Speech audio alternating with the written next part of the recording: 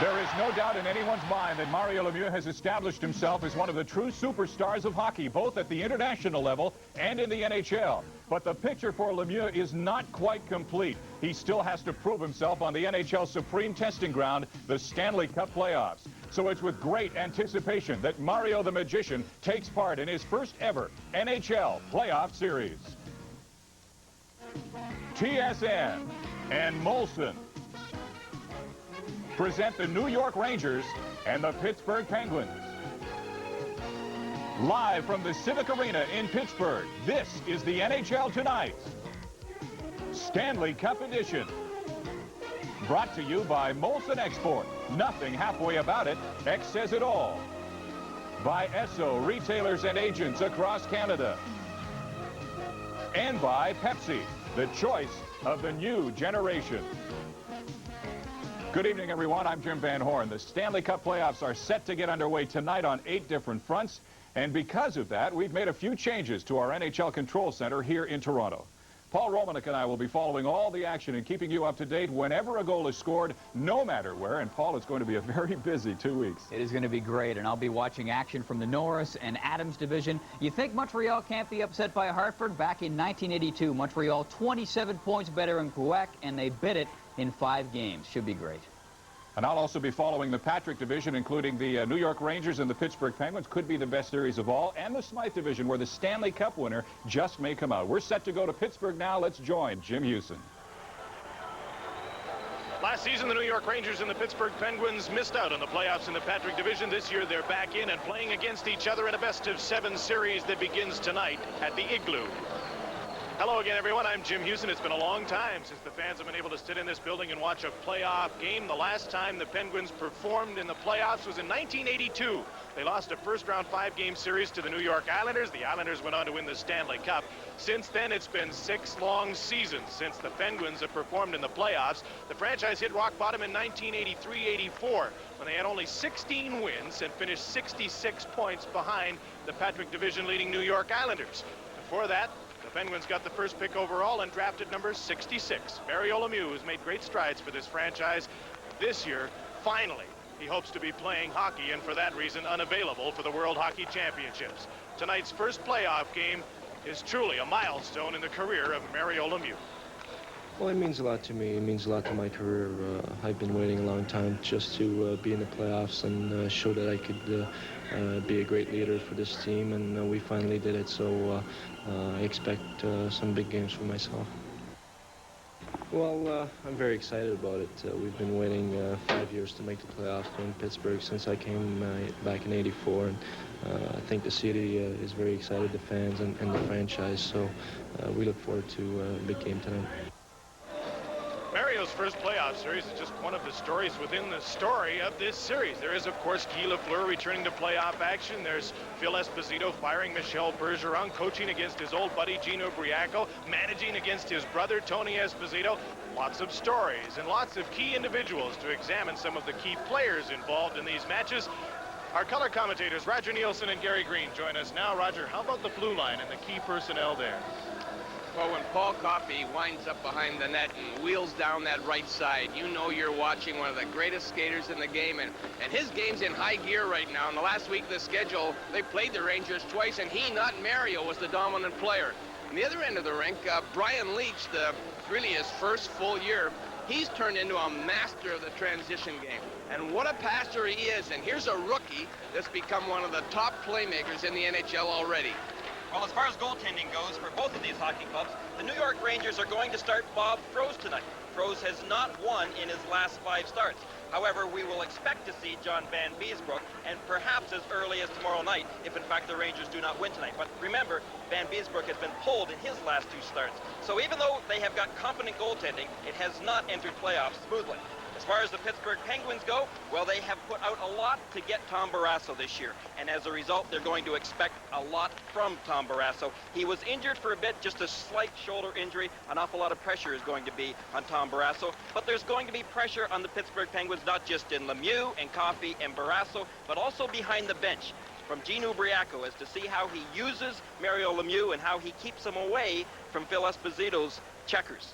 Well, a lot of people, Gary, were betting that Bergeron would be able to tie up Lemieux and Coffey. Now with Espo back there, I mean, he won't be able to do it. He's going to just throw out 3 lines, and he's going to hope that things will just work out well for him. And, you know, a lot of smart money now, I think, is switching to the Penguins. Well, Phil Esposito does have playoff experience. 2 years ago when he fired Ted Sater, he led the Rangers into the playoffs against the Flyers and lost in 6 games. So he has an advantage perhaps over his old buddy Gino Briacco there, who's never coached an NHL playoff game. But then Gino has Mario. Mario's first playoff game, the Rangers in Pittsburgh from the Patrick Division. We'll be back with the opening face-off from Pittsburgh in a moment. When they were needed, they were there. Something inside made them deliver every time. And while the uniforms have changed, the tradition remains. We feel the same way about export, because inside where it counts, it's always been there. A distinctive, satisfying taste. Nothing halfway about it. Inside X says it all. SO Protec engine oil brings you this simple demonstration of the effects of friction. 2 objects rubbing together create heat. When those objects are in your engine, that heat means wear. Deposits build up, fuel economy goes down. Your engine's only protection is a skin-thin layer of oil that either makes it or breaks it. That's fact, not friction. Welcome back to our TSN Control Center in Toronto in Stanley Cup 89. I'm Jim Van Horn along with Paul Romanek. We'll be keeping an eye on all the rest of the action that's going on around the league tonight. There are a total of 8 games. Some of them are late starters because they are being played out west. But we will be following the progress, especially in the Adams division, Paul, where Montreal and Hartford and Buffalo and Boston are going at it. It seems to me that probably the Bruins really have their work cut out to advance this year. You think the Bruins don't have the hardest thing of all as far as advancing is concerned? The 2 teams they have to beat, obviously, are Buffalo and Montreal. Now, in 16 games against those 2 clubs during the year, Boston did not win a single game. It's going to be pretty tough. And as far as the Patrick is concerned, Jim, a little bit of turmoil as far as the Rangers are concerned. Yeah, as far as the Rangers, with the firing of head coach Michel Bergeron 2 days before the end of the season, they've had an injury-filled season, but everybody's healthy now. Everybody wants to do well in the playoffs, especially because they're playing for the general manager now, not just the head coach, because Phil Esposito is going to be behind the bench. As far as the Philadelphia Flyers are concerned, their entire season has really been filled with turmoil. Tim Kerr has not been healthy throughout the course of the year because of his bad shoulder. They were hoping that they were going to have a healthy Mark Howe heading into the playoffs because of his knee problem, but he re-injured it just prior to the end of the regular season. They are going into the playoffs without Mark Howe and an unsteady Ron Hextall, so they could be in tough. And it could be hell without Mark Howe. He's a guy they're really going to miss back in the blue line. Ron Hextall is going to be just a huge key for the Flyers. I think when you talk about the Flyers, you talk about the character of that hockey team. They have been there before. There are a few guys who have that playoff savvy and seem to come up for the big games. Maybe that's the ace up their sleeve. All right, we are now set to take you back to Pittsburgh for the start of the game. Let's join Jim Houston, Gary Green, and Roger Nielsen. Thank you very much, Jim and Paul. Welcome to the Igloo in Pittsburgh, where the fans are ready for this. The first playoff game since 1982. And starting in goal tonight for the New York Rangers is Bob Froese, who Gary mentioned has lost his last 5 starts. He's a 30-year-old with some playoff experience, but he's 3-7 in 16 playoff games. He's backed up by John Van Beesbrook. At the other end of the ice is Tom Barrasso. The Penguins were 20th in the league in goals against. There are often busy nights behind a sometimes porous defense. Barrasso's playoff record is 3 wins and 8 losses. He's backed up by Wendell Young. Kerry Fraser is the referee for Game 1. Bob Hodges and Randy Mitten are the linesmen. And this game is underway. The Penguins start Jock Callender, John Cullen, and Phil Bourque up front against Jan Eriksson, Kerry Wilson, and Thomas Sandstrom of the Rangers. Greshner and Patrick are the Ranger defense. Cullen's in after the puck, throwing his weight around, and the puck comes out to the blue line. Jimmy Johnson trying to keep it in, gets some help from Phil Bourque. Johnson and Zalapsky are the Pittsburgh defenders as Bourque throws his weight at Greshner and knocks him down. And the Penguins start this game physically, even though it's not their biggest line on the ice. John Cullen, one of the smaller Penguins, is throwing his weight around. And Phil Bourque's leading the way as he works against Kerry Wilson in the corner. And the puck comes around in the boards where Eriksson is hit by Jimmy Johnson. Cullen gets the puck. Trying to center, and he can't get it out to Jock Callender. Great early forechecking by the Pittsburgh Penguins line of Bork, Callender, and Cullen. Sandstrom gets the puck to center to Jan Eriksson. He's poke-checked there. Sandstrom is hit at the blue line and knocked down by Jimmy Johnson, who in turn is hit from behind by Lucien Deblois as the Rangers change on the fly. Mario Lemieux is on the ice for his first ever playoff shift. Here's number 66 into the middle, stick handling, held from behind and pulled down, and there'll be a Ranger penalty. Mario came onto the ice looking inspired, and the Rangers get an early penalty. Well, if any of you folks were wondering whether or not Mario Lemieux was going to have the bite for his first playoff game, I guess that first shift tells it all, doesn't it? Watch Lemieux. He goes to his backhand. He doesn't bother passing the puck right now. He's in full control. What a move. And then works his way into the slot. He just looked as though he was going to go all the way through until he was hooked from behind. Well, the Rangers were completely outbumped on that shift by the Cullen line, and they had chances to hit back and didn't. And this has really fired the fans up here in the Igloo and the Penguins. And, you know, the knock against the Rangers is they're not physical enough, and it sure was evident on that first shift. Mark Hardy gets the penalty for cross-checking on Mario Lemieux, and Pittsburgh goes to the power play. You know, in the season series against the New York Rangers, Pittsburgh scored 32 goals, 16, half of them came on the power play. They set a National Hockey League record with 119 power play goals this season. A man advantage has been their bread and butter, and they're about to try and feast on the Rangers. Let's see whether the Rangers use their strategy as to covering Lemieux even on the power play. Then they just end up playing 4-on-3, but they have done that from time to time throughout the course of the regular season.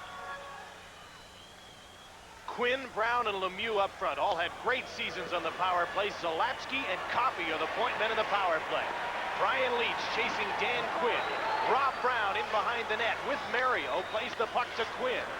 Mario's just set up behind the net. Here's Zarley Zalapsky to Quinn, back to Zalapsky, over to Paul Coffey. Rink wide, a one-timer, and Prose kicked out the shot from Quinn as Coffey went rink wide. Well, before this season, when the Rangers, in fact, tried to shadow Mario Lemieux on the power play, and he just went right behind the net, his favorite position. Quinn holds up inside the blue line as the Penguins set up on the power play. Brown goes to the inboards. Coffey's at this, or Lemieux's at the side of the net. Coffey with the shot. Prose makes the save and kicks the puck off the glass. Here's 66 with a pass to Rob Brown. 1:10 left in the penalty. Coffey shoots. The puck deflected to the corner off the stick of Dave Shaw out in front of the net. Here's a centering pass. Shaw turned around and swiped the puck away before Rob Brown could get to it. Less than a minute to go in the penalty. Rangers are so worried about Mario Lemieux that it leaves the point open, and you saw Paul Coffey just moving in at will. Zalapsky rings the puck in for the Penguins. No score 2.5 minutes into this game. Mario almost stole the puck. Now the Rangers get it down the ice, and Zalapsky's back for it with 40 seconds left in the Mark Hardy penalty. Zalapsky, number 33, holds up and over the blue line. Almost lost the puck, almost lost it again. Now he can't keep the play onside, but the Rangers are 2-on-1. Here's Michel Petit, fakes the shot into the middle. Misfiring was Tony Granato. There's a shot from Jan Eriksson that's blocked, and Lemieux comes out with 15 seconds left in the penalty. The pass across, and a hard shot taken by Kevin Stevens went off the shoulder of Bob Prose.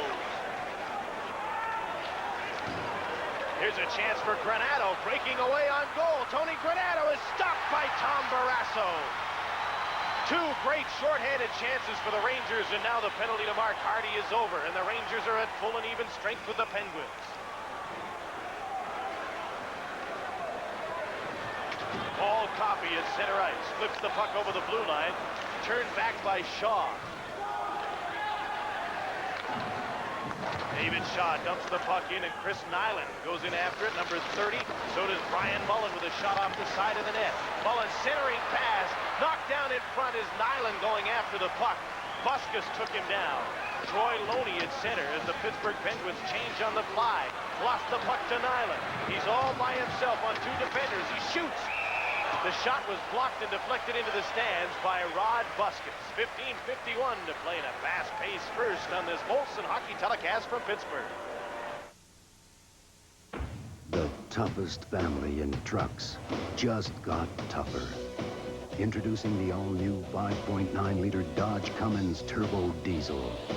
The Ram Tough full-size Dodge with new anti-lock braking. And the new dual rear-wheel pickup. From Dodge, nobody's tougher on trucks. Chrysler, changing the landscape. Welcome back to Pittsburgh in the NHL playoffs. Guy Lafleur has stepped onto the ice in his 125th playoff game. With a lot of experience, and the big question being asked is, does Guy have enough gas left to perform well in the playoffs? He wasn't terrific in February or March, but not many of the Rangers were. Well, I think they're looking to him right now for some leadership for their young players in a pressured situation in playoffs. Lafleur playing on the line with Lindy Ruff, the former Buffalo Sabre, as the puck is dumped in. And Jason Lafreniere, the puck is up and out of play. Lots of scratches for the Rangers. All of these players are here, but not likely to see action. None are injured. They're scratches as Phil Esposito has brought in a lot of extra players for the playoffs. Well, Esposito right now, it doesn't appear that he's tried to do too much as far as matchups go. We expected to see Eriksson on Lemieux or possibly Debois, and that is the question. Will he, in fact, try to match even though he doesn't get last change? In the last shift, he had Debois following Lemieux all around. Yeah, you almost have to employ a couple of checkers against Mario because he plays so much. But Eriksson's in great shape, and he stayed out on 6-minute shifts with Mario before this season. Ulf Dahlin moved in offside with Lafleur and Lafreniere. Penguins have one injured player. One of their experienced playoff performers, Dave Hannon, who's been on the Stanley Cup winner. Chris Dahlquist and Steve Dykstra are scratched for Gino Briaco's Penguins. Well, I really don't think that you'll see Gino Briaco do too much juggling as far as Mario Lemieux goes. When Mario Lemieux is rested, ready to go, he's going to have him out there. So it's going to be up to Mario in order to get away from any check that might be put on him. Of course, he gets the last change, so in order to get the matchups, Phil is going to have to be either thinking ahead or changing on the go. Jim brought up a good point, though. You've almost got to have two guys, because at one point in time this year, when these two teams played, Mario played a 7-minute shift. Ulf Dahlin is number 9 for the Rangers. Working against him is number 5, Gord Dineen. Lafreniere's in after the puck as well, number 15 for the Rangers, and the puck is tied up on the end boards as Dahlin is slammed to the ice by Dineen, and play is stopped. Dahlin is a great player along the boards, and often the players that come across from Europe, you don't think of them as being the muckers, but this guy is strong, he's got great balance, he's a good skater, he can score, he's sound defensively, he's a great underrated player. 22 years old in his second season. He was picked first by Craig Patrick back in the '85 draft, and Craig got some criticism over that pick simply because he went to Europe for another draft pick. But a few years later, the pick looks okay, doesn't it? Well, Dahlin and Eriksson are great friends, and boy, they sure are important to the Rangers defensively. Hardy with a shot off the face-off. It's a weak one, scooped up by Tom Barrasso, and he holds on with Guy Lafleur right in front of him. Those two players, Eriksson and Dahlin, even have a horse together. They're such great friends. The racehorse back in Sweden. They call it Indiana Bones. 125 playoff games, including tonight, but Guy hasn't scored a playoff goal since the spring of 1983. I wonder if he's got many left. I think a real factor with Guy Lafleur right now will be settling the young players down in the dressing room and in between days of games and preparing for tomorrow night's game. He's got a wealth of experience. Lemieux is back on the ice, and Eriksson is sticking with him. Jan Eriksson is just staying right with Lemieux, but now Ubriaco makes a change. Lemieux comes off, and on comes Randy Cunnyworth, who has the puck. The centering pass didn't get to the front of the net, where Dan Quinn was parked. Kevin Stevens with a sharp-angled shot. That was kicked out by Bob Froese. Here's Jan Eriksson, number 20, to the blue line and over. Gets the return pass. Back backhand shot went off the base of the post, and a nifty move by Erickson as a side of the net. Erickson, Sandstrom, and Kelly Kissio are the forwards for the New York Rangers as the puck comes out to center. Thomas Sandstrom, who was the leading scorer for the Rangers this season, plays the puck to Brian Leach. Tried to make a move around Cunneyworth, and it didn't work. Randy Cunneyworth can't get the shot away. He's taken down by Sandstrom, and after the puck goes Kerry Wilson. He makes a move away from Lemieux, who's now back on the ice. Wilson to the blue line and over. Stopped by Coffey. The puck came into the middle, and Coffey cleared it not out. It was stopped by Lucien Deblois, who's now out and sticking with Mario Lemieux. So it appears the assignment to check Lemieux will go to Erickson and Deblois. Ron Greshner moves up for the Rangers. Rob Brown runs his man into the boards. Deblois checks Lemieux as he went after the puck on the boards. 6.5 minutes into the first period, the Rangers and the Penguins scoreless in the first game of this Patrick Division semifinal.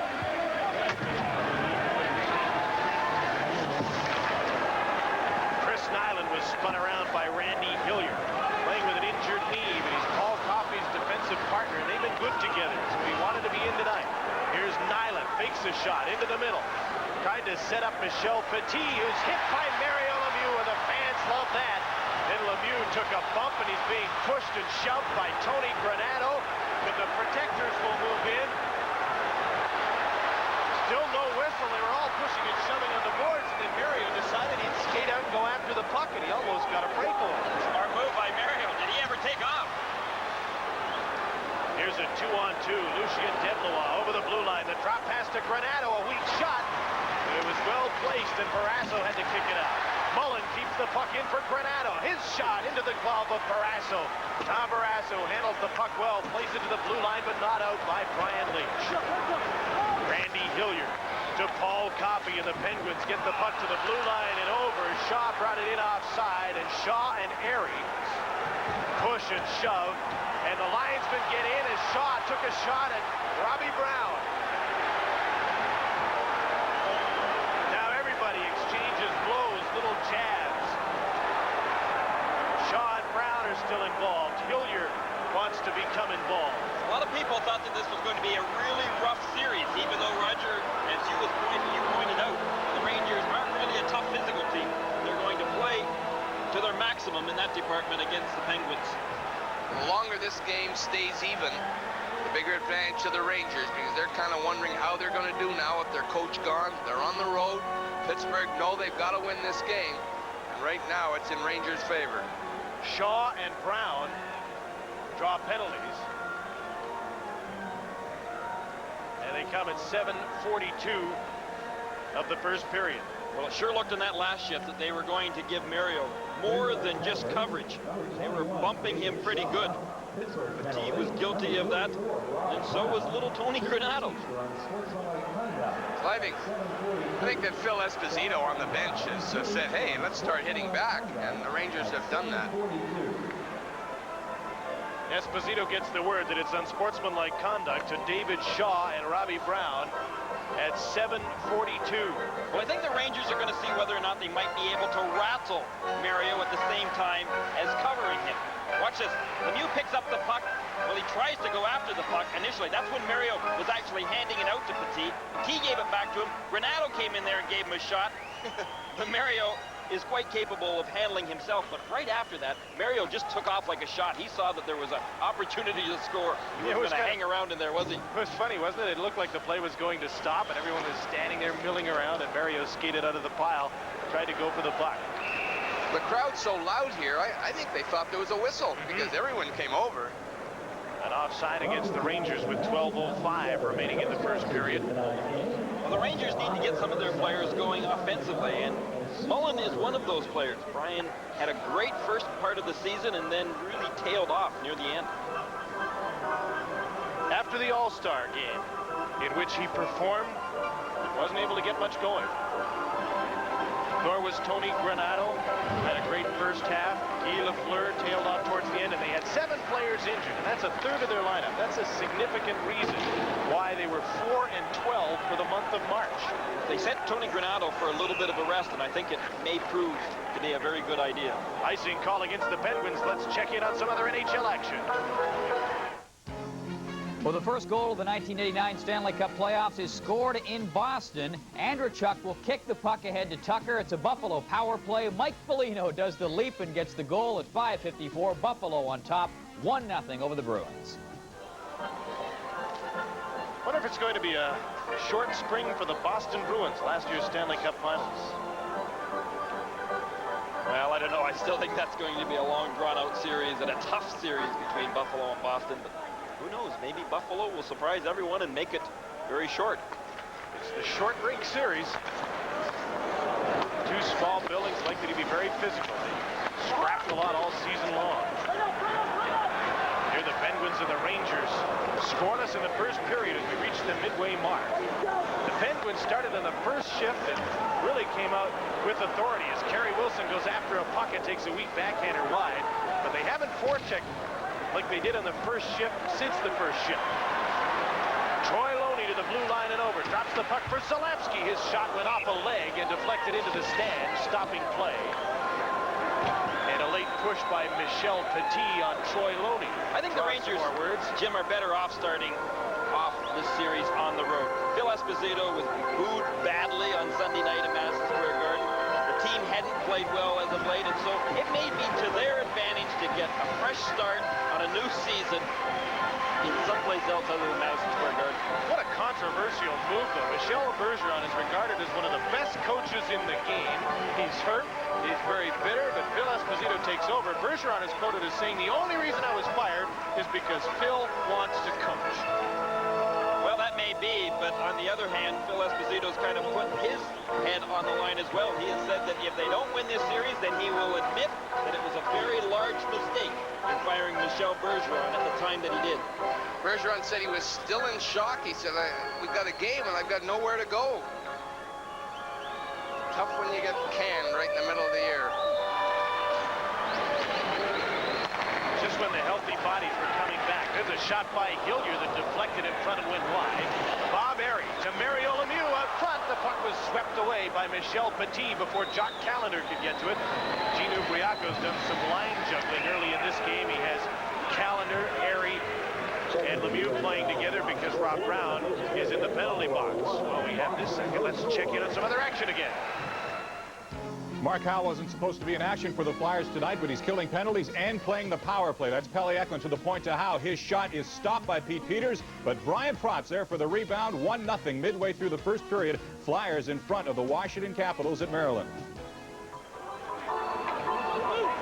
And in the other Patrick Division semifinal, there's still no score. 11:05 to play in the first period. I'm Jim Houston with Gary Green and Roger Nielsen. At the Civic Arena in Pittsburgh, it's sold right out. 16,025 for tonight's game and tomorrow night's second game of this series. Penguins in over the blue line. Hillier was checked by James Patrick. Barrio gets the puck. Number 66 drops it off to Randy Hillier. This feeds the puck to the end boards. Bob Airy is tied up. Bob Froese clears the puck, and out come the Rangers 2-on-2. Ron Greshner slowly leads the rush over the blue line. Sandstrom is with him. Coffey took Greshner down, and the puck goes to the corner. Mario heads up ice as Hillier gets him the puck to center. Bob Airy to Rob Browner. Callender takes the shot. Jock Callender, number 14, and Froese made the save. Kerry Wilson back the other way, takes his shot, and Tom Barrasso made a nice save with his right leg off Kerry Wilson. Kevin Stevens over the blue line to Dan Quinn, and Quinn dumps the puck to the end boards. We reached the midway mark of the first period. No score in the game, and the shots are even at 5 apiece. Even was the way the season series ended between these teams. 3 wins, 3 losses, and a tie in 7 meetings for each of the teams. But the Penguins won the last 2. Cunninworth knocked Lafreniere to the ice at center as Gord Dineen dumps the puck in for Pittsburgh. Froese dangerously handles the puck in his own crease to Guy Lafleur. Lindy Ruff dumped the puck in. It's shot right back out by Barrasso. Cunninworth with Kevin Stevens. Stevens trying to set up Quinn, and Cunninworth can't get the puck to the front of the net. Quinn overskated it. James Patrick gets the puck. Takes a hit from Stevens to the point. Jimmy Johnson shot. Big rebound in front. And it's picked up by the Rangers' Jason Lafreniere. To center. Kevin Stevens trying to take the puck away from him. Jimmy Johnson helps out as the Penguins change on the fly. Dave McElwain, number 19, dumps the puck in.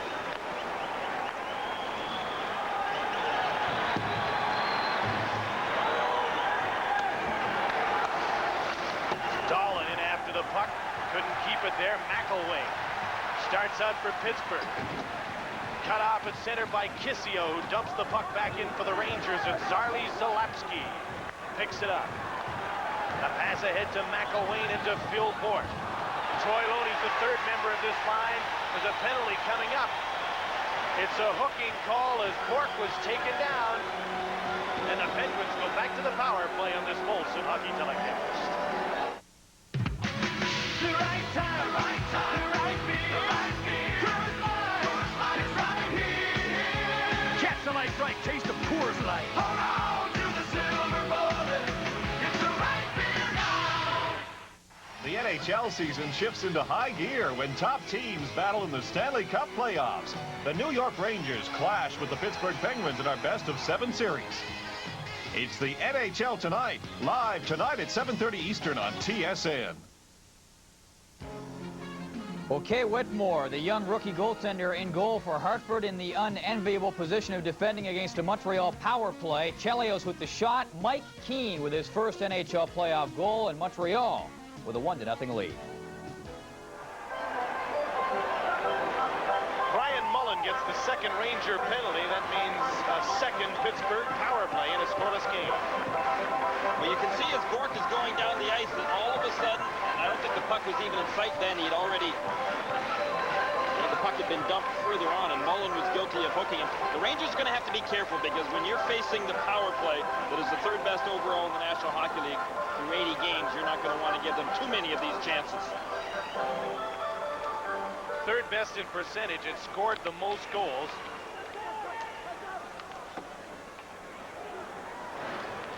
Mario had 80 points on the power play. Rob Brown had 47. Dan Quinn had 50% of his 94 points on the power play. And Paul Coffey had over 50% of his points on the power play. This team lived with a man advantage. 94 points for Quinn. That's easy to overlook with all of the players in front of him, over 100. Well, that's really the key, isn't it? Everyone is looking at Mario Lemieux, but as Gino Briacco said, if they want to cover Mario Lemieux in any situation, then we've got the players that can also put the puck in the net. When you look at Quinn and look at Airy and Brown, they're three pretty good examples. But that's the end of it. After that, the Penguins are really thin. Fortunately for the Penguins, on most nights, that's been enough. Minute and a half to go in this power play and 8 minutes to go in the first period. Lemieux's in after the puck. Cleared by the Rangers, not out. Coffey takes the shot, throws the save. The puck is loose. Greshner clears it down the ice. You can see where Deblois stayed with Lemieux then, when normally you would have gone out at the defenseman. Now Erickson is out on the ice, and he'll stay with Lemieux. Zalapski leads the rush over the blue line with Quinn. Poke check. Kelly Kissio gets the puck down the ice, and he chases after it, but the smooth skating Paul Coffey easily gets to the puck before him. Coffey's back the other way now. Takes the shot. He scores!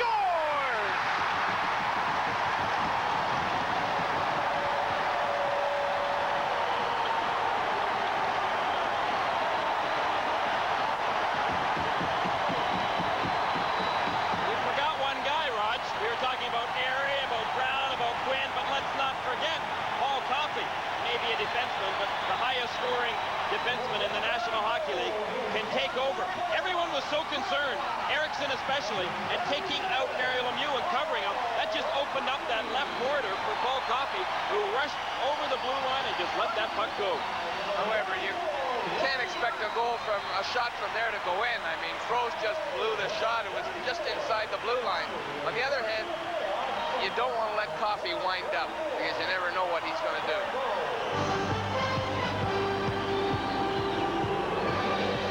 Rob Brown draws the assist. Paul Coffey gets his first of the playoffs, and the Penguins lead 1-0 on the power play goal.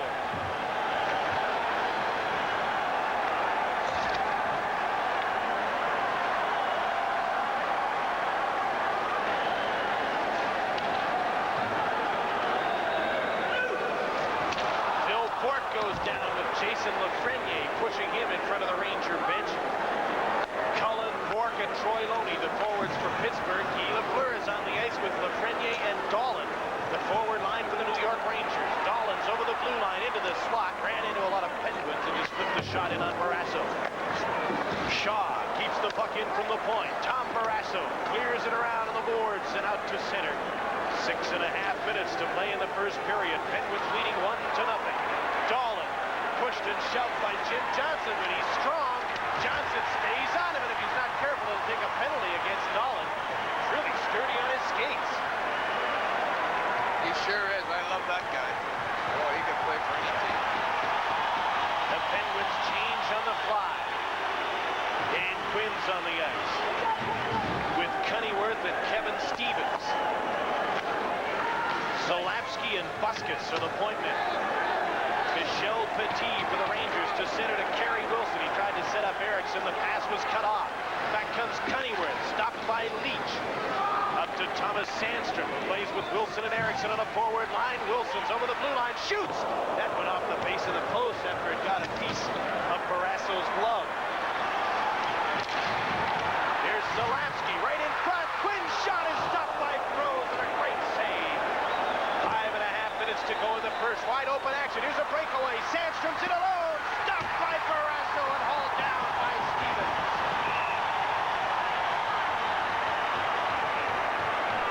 There's so much noise the players can't hear the whistle, but one has gone after a great Ranger chance. And end-to-end action in Pittsburgh. What about action elsewhere? Philadelphia Flyers are really taking it to the Washington Capitals in the first period at the Cap Center. Again, power play, two-man advantage. Tim Kerr, high slot, bingo. Beats Pete Peters low. It's 2-0. Flyers leading Washington still with the power play. There's something about the Washington Capitals in the playoffs that scares their fans every year. Here, Pittsburgh's up 1-0 on Paul Coffey's goal from Rob Brown at 12:34. Well, when it comes to the Rangers, Sandstrom is going to have to put that puck in the net for them. He led this hockey club offensively through the course of the season. And it was a great long pass. I believe it was by Petit, right up through the middle. And Sandstrom just all of a sudden picked it up, and he wasn't in great position, however. He had a few Penguins mauling him on the way down. It was a perfect blue-to-blue pass. Stevens was hauling him down from behind, and he did it well enough that he didn't get a penalty for it. Barrasso was down and made the save, and the Rangers move it offside. Down to 5:13 left in the first period. Let's have a look at that Sandstrom play again.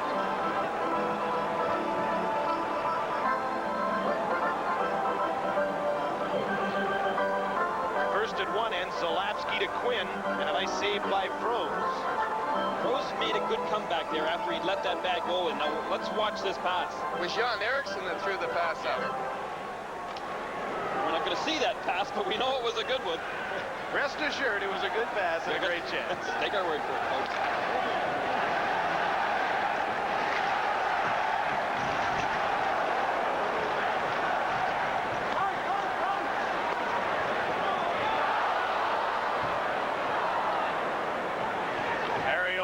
On the ice with Arian Brown, his set line for most of the season. Rangers have the puck. James Patrick with Chris Nyland over the blue line. Coffey stays with Patrick, pushes him to the boards, and the puck comes out to center. Lemieux was around it, but a wily veteran Greshner was there to knock the puck away from him. Here's Coffey on a Ranger line change. Holds up, feeds the puck to the front of the net. There to knock it away was Brian Mullen. Now at center, here's Lucien Deblois over the blue line. To the front of the net. Mullen couldn't get it, nor could Ulf Dahlin, who was also out there. Rob Brown back with Bob Airy over the blue line for Pittsburgh. Brown to the front of the net. Airy gets the puck to Hillier at the point. He just flips it in for Lemieux, who's being watched by Deblois, who's all over it. Deblois just following Lemieux around. Brian Leach back the other way for the Rangers. Over the blue line, the drop pass. Dahlin for Mullen. Hillier got a piece of that. Make that Jimmy Johnson got a piece of the puck before it got to the front of the net. Both teams are changing on the fly with 3:50 to play. First period, the Pens up 1-0.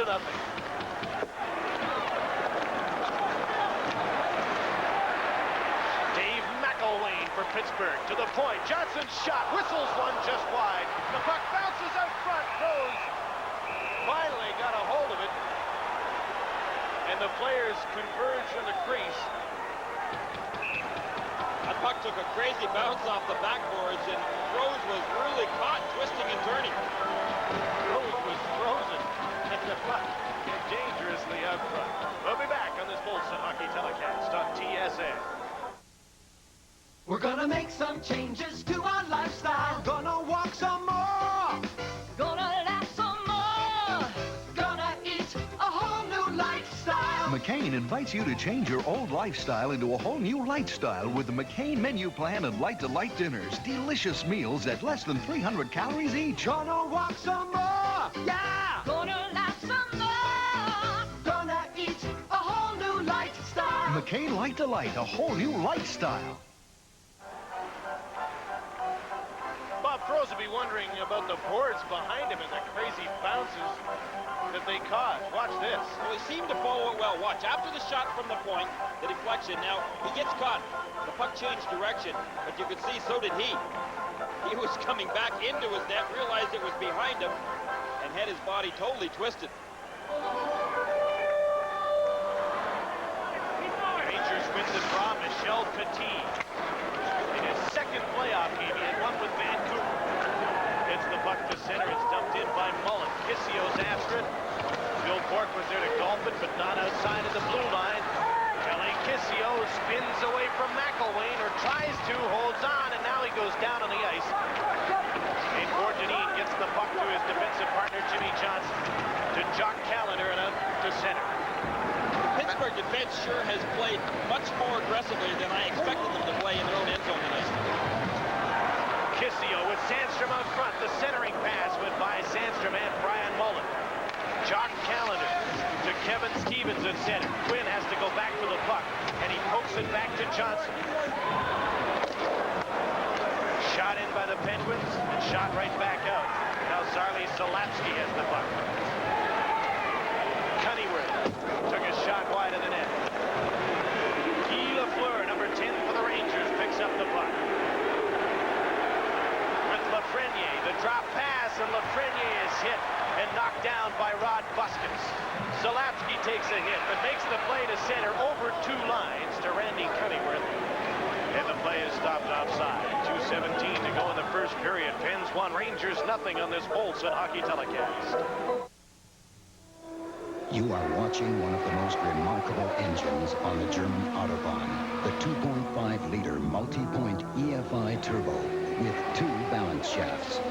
This outstanding piece of technology is shared by only 2 manufacturers.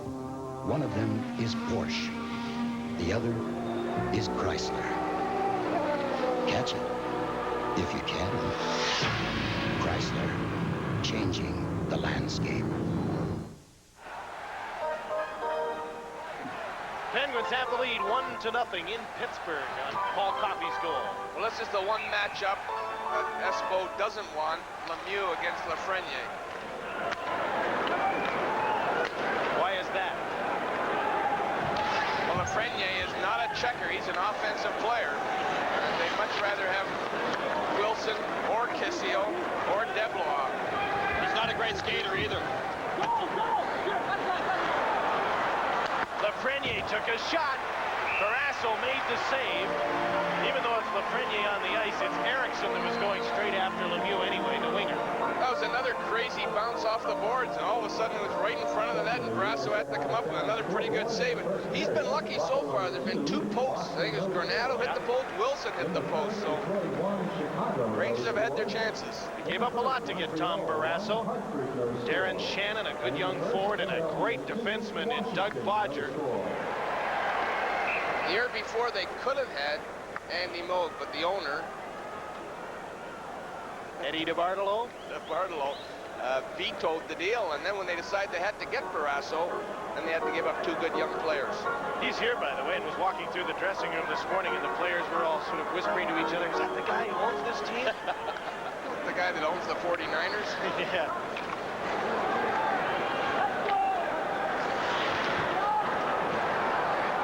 Minute 45 seconds to go in the first. Coffey with a shot, Froese with a save. That's where Coffey scored from on the power play earlier. Chris Nyland with Tony Granato at center, but the Penguins get the puck. Hilliard to Phil Boyd.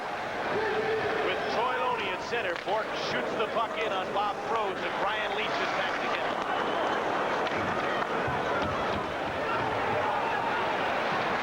Leach, who led all rookie scorers this season. There's a penalty coming up against Pittsburgh at the side of the net.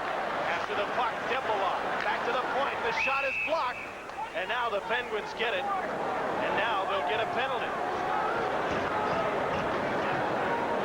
1:11 to go in the first period here. Let's check in on some other NHL action. Rob Sameta of the Bruins high-sticked Phil Housley. He got a 5-minute major. That results in a long Buffalo power play. 55 seconds into the power play, Rick Vaive scores on Phil Housley's rebound. Buffalo with a 2-0 lead. Both goals coming on the man advantage. The only goal here, Paul, was on a power play, and it was Paul Coffey's goal. But now Phil Bork is in the penalty box for interference, and the Rangers go to the power play, and they've struggled with a man advantage. Well, on that last shift, Brian Leach sure took off. The player, as you mentioned, that led all NHL rookies this year, also set a goal record for most goals ever scored by a defenseman as a rookie, 23 of them. So they need his offense as well, the Rangers. The record he broke, it belonged to Barry Beck. James Patrick got the puck over the blue line. Gord Dineen's trying to get it back out. Mario Lemieux does. The Penguins are a great threat to score while shorthanded. They scored 21 shorthanded goals. Mario Lemieux set a National Hockey League record with 13 shorthanded goals. We're in the last minute of the first period. Ulf Dahlin to the point. Sandstrom back to Leach. He shoots. Blocked in front of the net. Sliding in front of the shot was Dineen. Leach keeps the puck in though. Harry Wilson in front. Sandstrom scores! A 1-1 tie. Sandstrom gets the power play goal.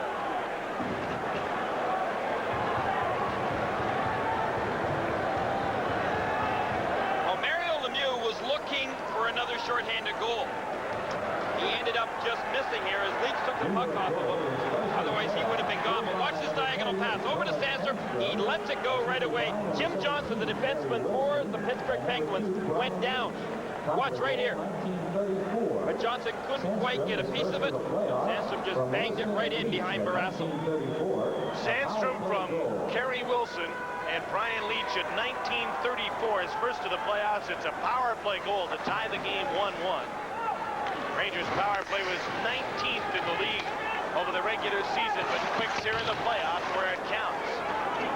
So it appears this period will end in a 1-1 tie. Granato will have something to say about that. His shot is stopped by Barrasso with 5 seconds left in the first period.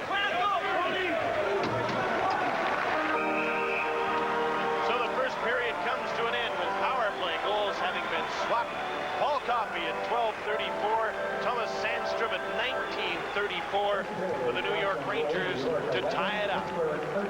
The first playoff game in 7 years in Pittsburgh, and a period is over in a 1-1 tie on this Molson Hockey telecast.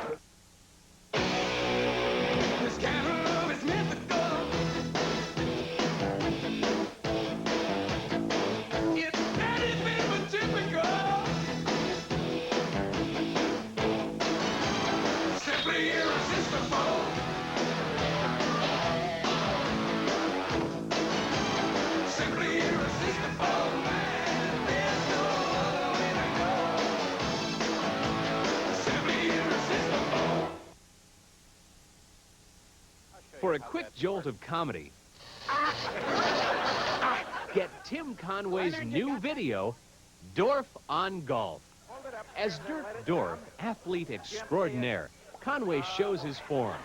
I think I blew a tube on this. And shows you how his caddy, Leonard, improves his game.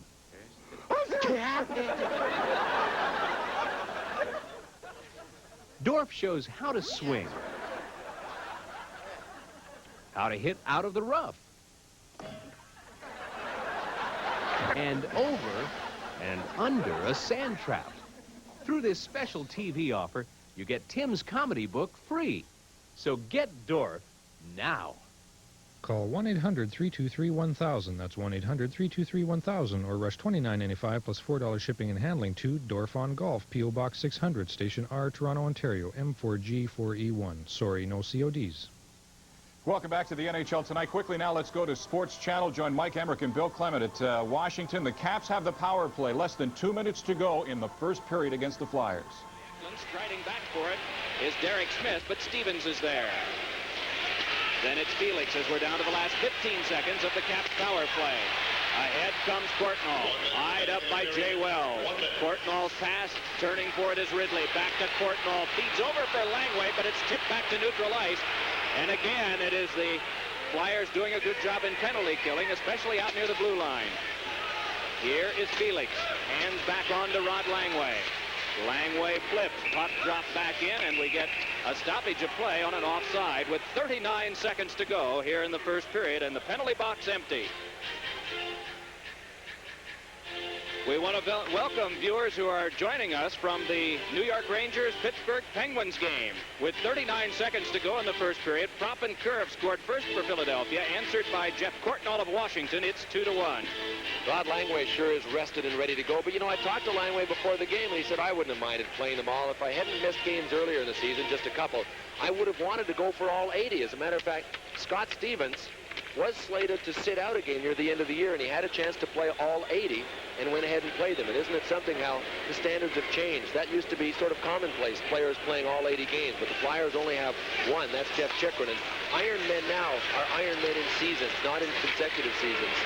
There's Rod Langway, who has benefited by the addition of the two defensemen, Rouse and Johansson, in that he has now less time that he has to spend on the ice, and he's better rested. Here is Rouse tipping one along. Miller chased off by Brian Propp. Propp with a pass across for Tocchet. It went through Langway and right in on Pete Peters, who scoops it away along to Pavonka. Pavonka pursued by Tocchet. Puck bounced ahead for Kelly Miller. He's onside. Shouldered there by Kartner and locked up. In comes Keith Acton to try to turn away, but right on him is Miller. To his side continue the battle as the horn sounds to end this first period of play. Philadelphia leading 2-1. All three goals in that hockey game against the Washington Capitals coming on the power play. We'll take a break and come back with more on the NHL Tonight Stanley Cup edition right after this. Chrysler changes the landscape. Introducing Plymouth Acclaim. With available V6 power, room for 6, and 57 standard features. Acclaim combines the best of all worlds. The all-new Plymouth Acclaim.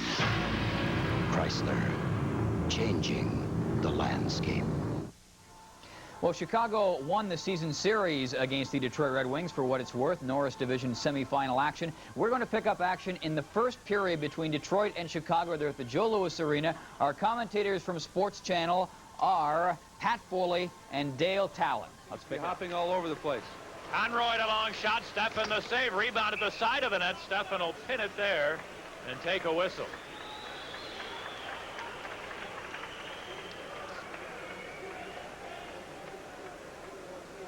Hawks winning that draw cleanly. The shot and the save by Steffen. Another big goaltending, special teams, and face-off play is so important in playoff competition. Face-offs can alleviate a lot of pressure. You want your goaltender to slow it down, more so in playoff competition than in regular season. Are they generally given a little more leeway sure by the officials, too, aren't they? Sure they are. It's cleared into the Hog zone. Yzerman racing in after it. Had it poked away to the near side. And Mike Hudson feeds Dan Vincelette. Steps in over the line. Vincelette centered one. Graham hacked it to the goal mouth, and Steffen wants to cover it there. Then he gave it away nearly, but it finally wound up on the stick of Klima to center for Oates. Put it over the line. Here's Barr right in. A shot. He scores! Dave Barr cut around McGill to the outside. It's 2-0 Detroit. Well, you could see McGill was in trouble with a crisscross maneuver in the neutral zone. Barr cut across on the off wing, and McGill was flat-footed. Couldn't get back. A behind-the-back pass by Oates. McGill's stick. You just can't turn and get back fast enough. Barr with a step on him. McGill dives, just misses. Good job by Barr to fake it, pull it to his forehand, and beat Chevrier. I thought Chevrier might attempt to poke it himself, but his stick stayed right there, and it didn't. It allowed Barr to cut in and make the move from in close. He's got to take advantage of that goal stick and try to poke it away from Barr. All right, 2-0 the score in the first period. Detroit leading the Chicago Blackhawks. Peter Klima and Adam Oates each with a strong first period. They each have 2 points. We will be back with more right after this.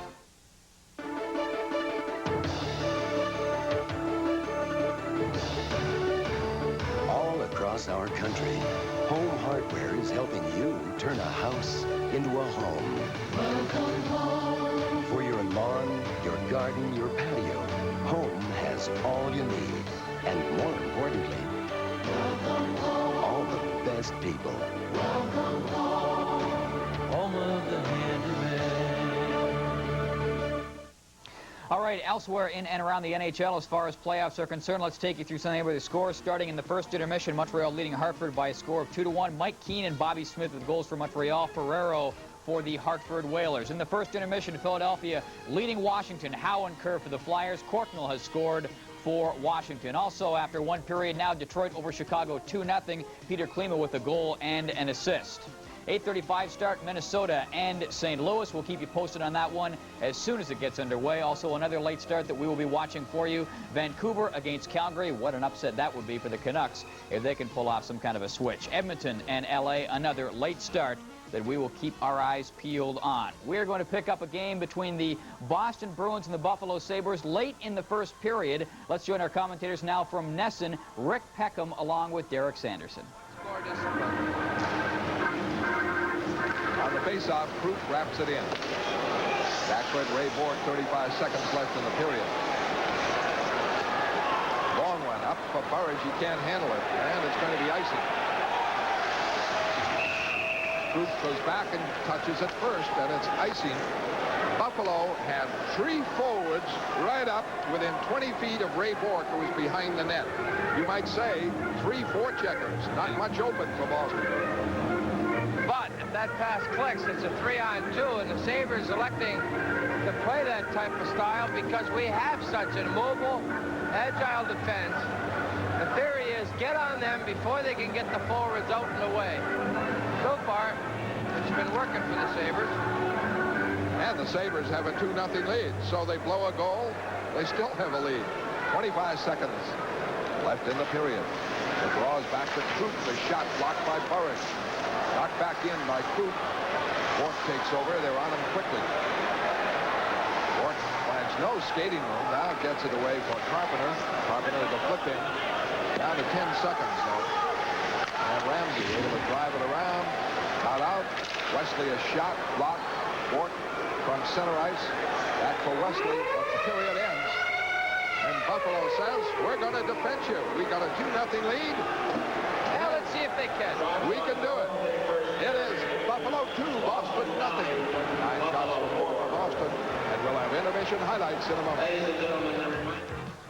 Both those goals in that first period, Paul, coming on the power play, looks like specialty teams could be a major factor throughout the course of the playoffs. Looks like it could, and a major factor as far as that series is concerned, at least in the first period. Very, very rough. I mentioned earlier on a 5-minute power play going the way of the Buffalo Sabres as a result of Rob Sameta getting the stick up on Phil Housley, so that certainly hurt. They got a goal out of it. And Pierre Turgeon slightly injured as well in that first period for the Buffalo Sabres. Got clipped in the mouth. No penalty call on it. It looked like it was nothing serious. He skated off under his own edge. Some very hard-hitting, tough hockey being played so far early in the playoffs. And we've got the second period from Pittsburgh where the Penguins and the Rangers are tied at 1. Coming up on the NHL Tonight Stanley Cup edition.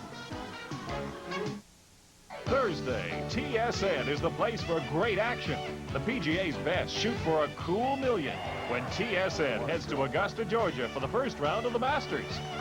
Later, the NHL Tonight takes over with live action and updates from the entire league. You won't want to miss a thing with TSN's coverage of the NHL playoffs. After the game, the action stays on ice. Join Vic Rauter, Ray Turnbull, and Linda Moore for the World Curling Championships, live from Milwaukee. That's Thursday on TSN. Welcome back to the Civic Arena in Pittsburgh. Wherever you're watching across the country, welcome to the Stanley Cup playoffs. It's payoff time for sitting through all those games in early February that weren't as good and didn't mean so much. It's playoff action, and it's a great crowd here tonight, a sellout of the Civic Arena. The first period goals were both on the power play Paul Coffey and Thomas Sandstrom were the goal scorers. The teams will start the second period at even strength. The shots on goal, 13-11 for the Penguins. The goaltenders tonight are Tom Barrasso for Pittsburgh. Barrasso got lucky, had a couple of posts, made some good saves in the first period, and one get by him, and that was the one by Sandstrom. And at the other end of the ice is Bob Froese. Tonight, John Van Beesbrook is his backup. Froese lost his last 5 starts, but got the nod because John Van Beesbrook has struggled as well, but all of the Rangers have. Well, I think that was a real key period for the New York Rangers. To come out of that period with a tie has got to give them a little bit of confidence for the remainder of this game especially. This is a team, don't forget, that has lost 7 in a row on the road. The Rangers came into the playoffs having lost 5 straight games. Their last win was March 22nd against Minnesota. That's 2 weeks ago. Not exactly rolling into the playoffs. Kerry Wilson with a shot. Blocked on the defense by Zarli Zalapski, and the Penguins then clear the puck to center. Veteran Mark Hardy, number 14, dumps the puck in, and Zalapski is there.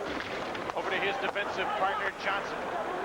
Jock Callender to Zarli Zalapski. And he leads the rush over the blue line. Lined up by Hardy, but he dumped the puck in, and Hardy takes over.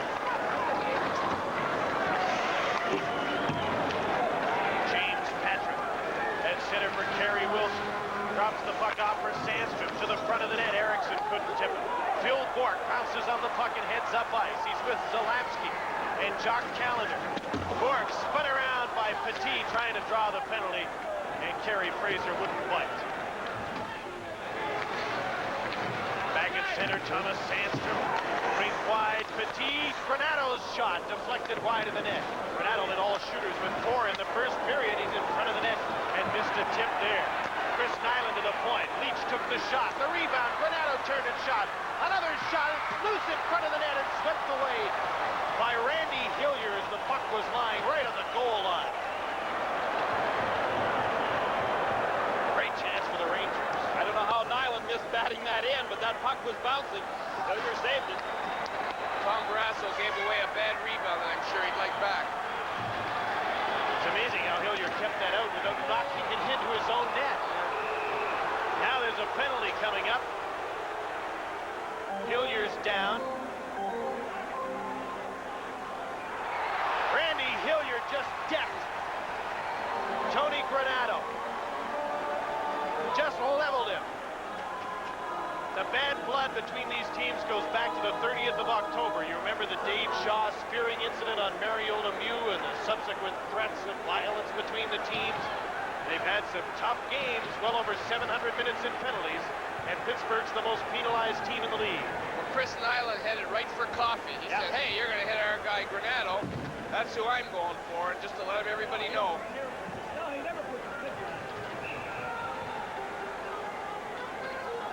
Granato and Brown, that's not a bad solve. They can push and shove back and forth with each other. But Granato went down like a ton of bricks when Hillier put him there. Now it remains for Kerry Fraser to sort out the penalties here, and while he does that, we'll take a short break on this Molson Hockey telecast from Pittsburgh. Golf's most prestigious prize, where champions return and where champions are made. The Masters Tournament. Live coverage April 6th and April 7th on TSN. Not Granato. The 2 men in the penalty box are Randy Hillier and David Shaw. Hillier's obviously getting the penalty for leveling Tony Granato. Shaw was going to get the initial penalty, I believe. It appears there will be offsetting minors. Well, it might be a game of intimidation. We saw that in the first period, whereby the Rangers were after Mario Lemieux in more ways than one. And Granato was one of those instigators. We expected to see Granato's face in Paul Coffey's face for a lot of this game. That really hasn't happened too much. They sparred back and forth all season. 2 minutes for interference and attempted misconduct. Private penalties 148. 10-minute misconducts go to Hillier and Shaw, and Hillier gets 2 minutes for interference to go with it. Well, before that, here's the greatest chance the Rangers have had this period anyway. When that puck was bouncing. Look, Nyland just skated by it. He tried to whack it. I don't know how Hillier was able to get his stick on it without knocking that puck into the net, because that puck was just continually bouncing. And, of course, Barrasso was way out of it. Rob Brown is the unfortunate soul who has to serve the 2 minutes to Randy Hillier, while the Rangers go to the power play. Their penalty was a misconduct. So the Penguins are shorthanded, and the Rangers are 1 for 1 with a man advantage. Good move putting Brown in the box, because he's not going to kill any penalties, and he's a good guy to jump out when the penalty is over. Good point. Minute and a half to go in the penalty. The Rangers over the blue line. Thomas Sandstrom. Wilson's in front of the net. The centering pass, and Wilson fanned on it. He tried to sweep the puck into the goal, and he didn't get all of it. To the front of the net. Patrick is poke checked. Bob Aries after the puck. Leach is a good skater in his back. Aries holds up to Lemieux. He shoots, and he's stopped by Bob Froese. Looked like it was going to be wide up the other side, and it hit Bob Froese. Great shorthanded chance for the Penguins. Terry Wilson leads the power play in to Sandstrom, number 28. Dolan's in front of the net. Now he goes behind it to get the puck. Barrasso feeds the puck to the corner under Dolan. Wilson's hooked, but he gets the puck into the corner, and now the Rangers can set up. Back on the point. Ron Kreshner fakes the shot. Now he takes it into a crowd, and Barrasso made the save. Sandstrom to carry Wilson. Dolan's in front of the net. Kreshner at the point. Petit's on the other side. Sandstrom back to Kreshner. Fakes the shot. Waits for the screen. Shoots it. Deflected right on Barrasso, and he made an easy save. 30 seconds to go in the penalty. Here's Kreshner into the middle again. Shoots it. Blocked in front of the net by his own man, Wilson. Sandstrom with a shot, and he fanned on that one. 20 seconds left in the Pittsburgh penalty, being served by Brown. Great pressure by the Rangers. They can't keep giving up those point shots. The Rangers are going to score for sure.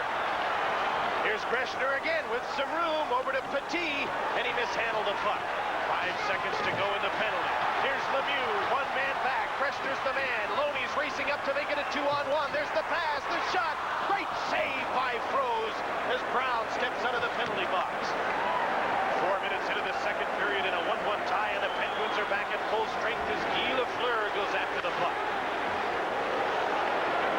Ryan Mullen to the front of the net by Jason Lafreniere. Kevin Stevens dumps the puck to center for Pittsburgh, and Lindy Rupp shot it right back in.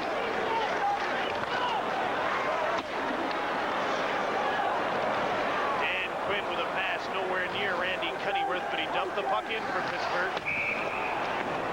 Lindy Rupp touches it, and there's an icing call against the Penguins. Stay with us following tonight's game as we name the TSN Turning Point. Brought to you tonight by Converse.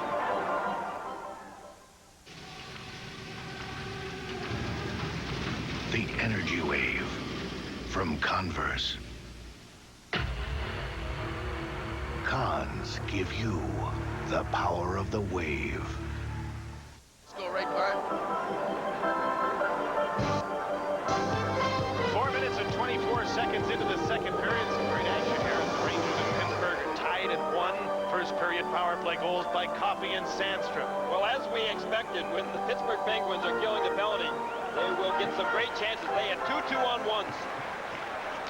Hardy with a shot off the faceoff, won by the Rangers, and it was blocked. Here's a breakaway chance for Cunnyworth. Hardy's staying with him and hacking at him. And Froese made an easy save. Cunnyworth couldn't get much of a shot away. Kevin Stevens with Cunnyworth out front. Michel Petit takes his man to the boards. Lafreniere spun around, and the puck comes to Guy.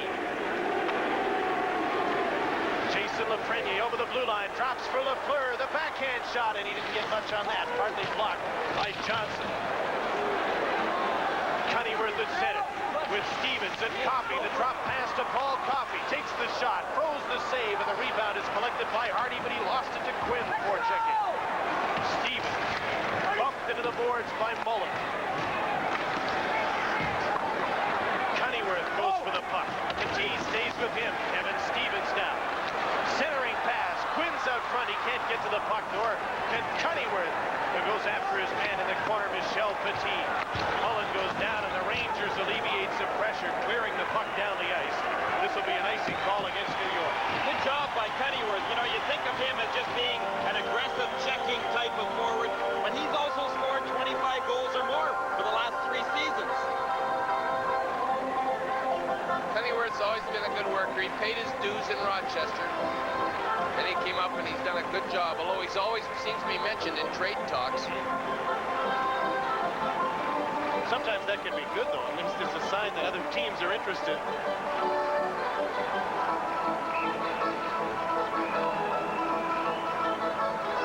Gene Ubriaco and Rick Kehoe. Rick Kehoe is the all-time Penguin leader in playoff games with just 37. He's in charge of this power play, and he's been doing a pretty good job with the power play. He's also the Penguin leader in playoff points. His career total 21. Mario may get that before this series goes to New York. But he doesn't have one tonight. Jock Callender to Dave McElwain, number 19. McElwain trying to set up Callender. Lindy Ruff made the defensive play. Loose puck at the side of the net. Ruff lost it that time. McElwain went after it. He spun around and knocked down by Patrick, who falls. Up the boards for Jan Eriksson against Phil Bourne. Moved ahead to Kissio. Kissio shoots. Harasso made the save. Kelly Kissio again, number 11, back of the point. Ruff banned on a shot. Phil Bourne gets it out to McElwain. 2-on-2. He's with Jock Callender in on Kreshner and Ruff. McElwain's shot is stopped by Froome. Lindy Ruff has dropped back to play defense. Not a completely unfamiliar position for Lindy, the former Sabre. Rangers changing on the fly. Penguins finishing a line change. Lemieux is on the ice with Rob Brown and Bob Airy. Airy dumped the puck to center. Lemieux got him with his great reach. Jimmy Johnson takes the shot, a rolling puck, and he sent it wide of the net. Bob Airy against Mark Hardy in the corner. Lemieux from behind the net tried to center and couldn't, and Deblois just sticking right with Lemieux. Here's Lemieux centering for Brown, and he was tied up. Rangers 2-on-2 at center. Sandstrom to Nyland with some room. He shoots. Nice save by Barrasso, and the rebound's put off the side of the net. Barrasso stopped Nyland again. Coffey knocked Nyland down on the side of the net. Coffey pushes Nyland down again. That was a great crisscross by the Rangers. Completely fooled Johnson and Coffey. And put Chris Nyland in the open. Wonder if they'd rather have Sandstrom in the open. Let's check in on some other NHL playoff action. Well, the Hartford Whalers gave up a league-high 18 shorthanded goals this season. They start the playoffs off in fine form. Guy Carbonneau with the shot, Ryan Walter with the goal on the rebound. That's a shorthanded marker for Montreal, and a 3-1 lead early in the second period. Ball a 1-1 tie here with 12:17 to play in the second period. Another great opportunity for the Rangers just passed as Nyland and Sandstrom went in.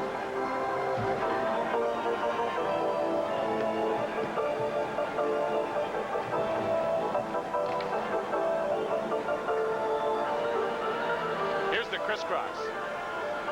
Watch the two defensemen. The Coffey thought that Johnson was going to stay in his lane, and when he didn't, we had a man coming right in alone.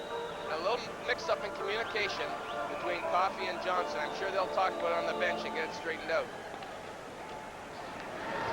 Coffey's regular partner is Hillier, and he's serving a 10-minute misconduct. Maybe the switching of partners has something to do with the mix-up.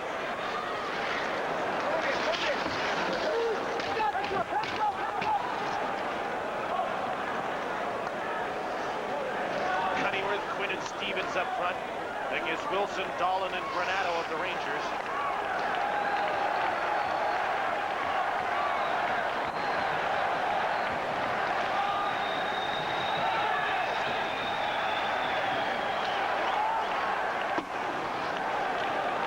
Buskas off the boards to Quinn. Here's a 2-on-1. Stevens goes for the net. The pass. Stevens in alone. Off the post.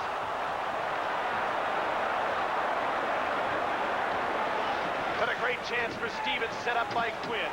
Back come the Rangers offside as Granato is bumped inside the blue line.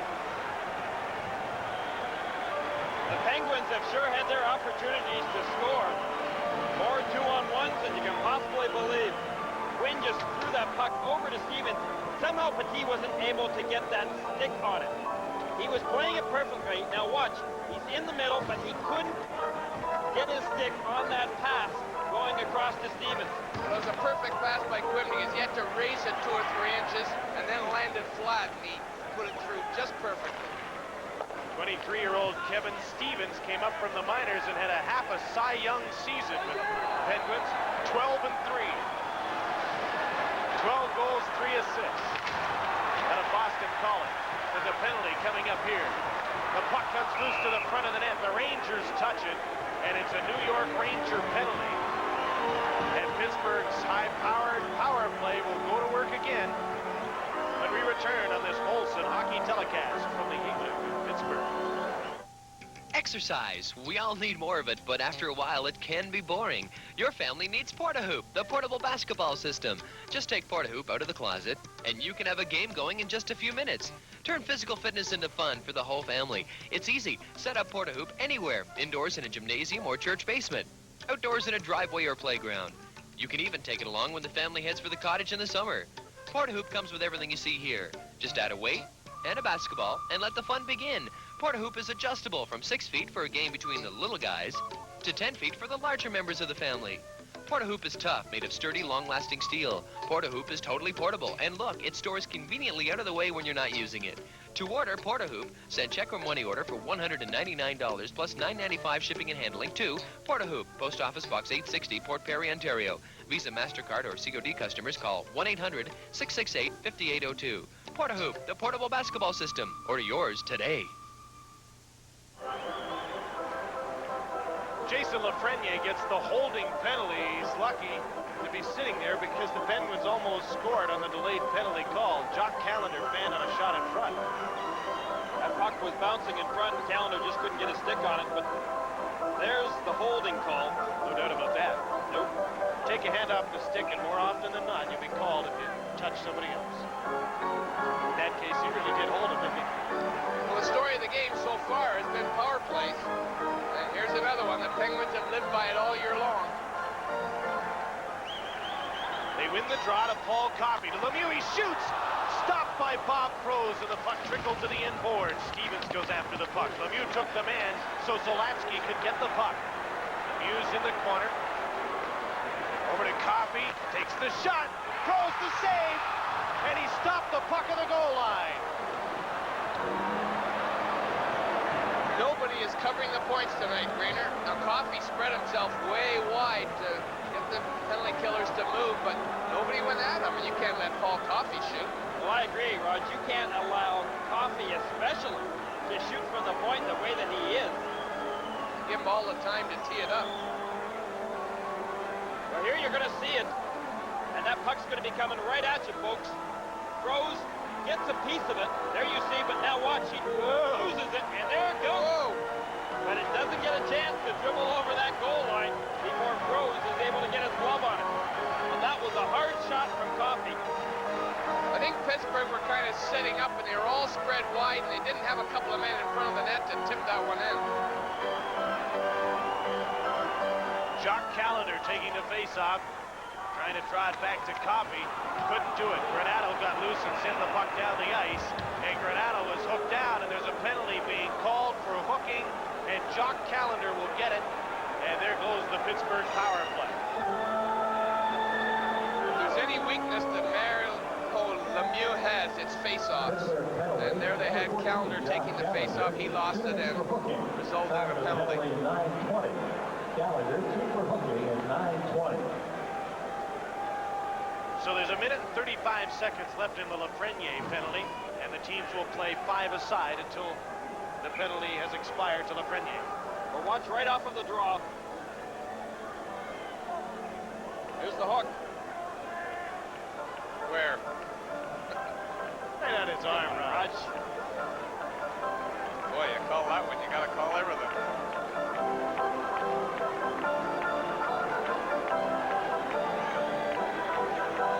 You got to be careful when you got the man advantage, because they're always looking to even up. So they should. Breshner with a shot, and he had lots of room and took it with all the room on the ice.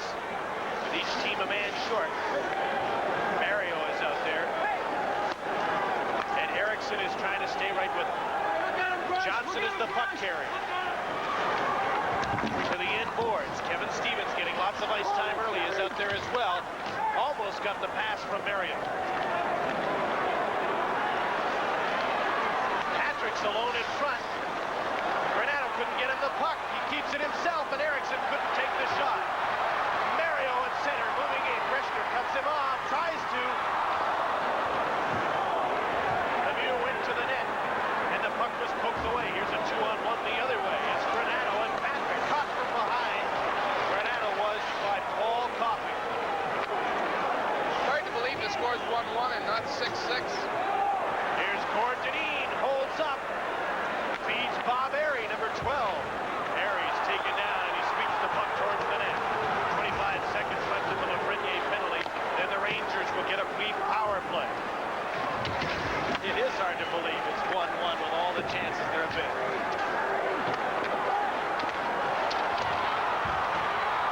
Petit's on top of Airy in that pileup, and Petit starts pounding on Bob Airy. And Airy just turtles. Loney's trying to get in there and help him, and that could be costly to Michel Petit. Well, I don't think Bob Airy expected that at all. I mean, all of a sudden, Petit just came out of it, dropped his glove, and started pounding Airy right in the face. It was a wise move by Airy because there's no point in trying to fight Petit, who's about 40 pounds heavier than him. He didn't have much choice. I think he was hurt by an initial couple of punches and had no chances to fight back. Wonder if this is going to be a 5-0, a 5-2, or a 2-0.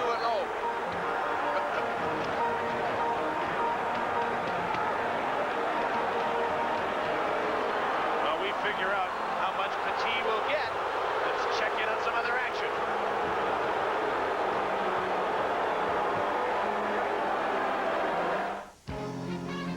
Well, the Buffalo Sabres have had 6 shots on goal, and we pick it up, and the Buffalo Sabres have 3 goals after a giveaway by Michael Telvin. Scott Arniel is the man who will finish things off right there.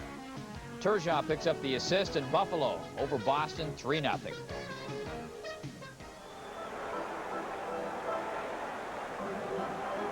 Gino Briaco knows the call. They got 5, we got 2. Troy Loney gets 2 minutes. Michel Petit will get 5. So in effect, it was a 5-0 on that particular altercation. That's the way it should have been. And Loney got 2 for coming in to help out later.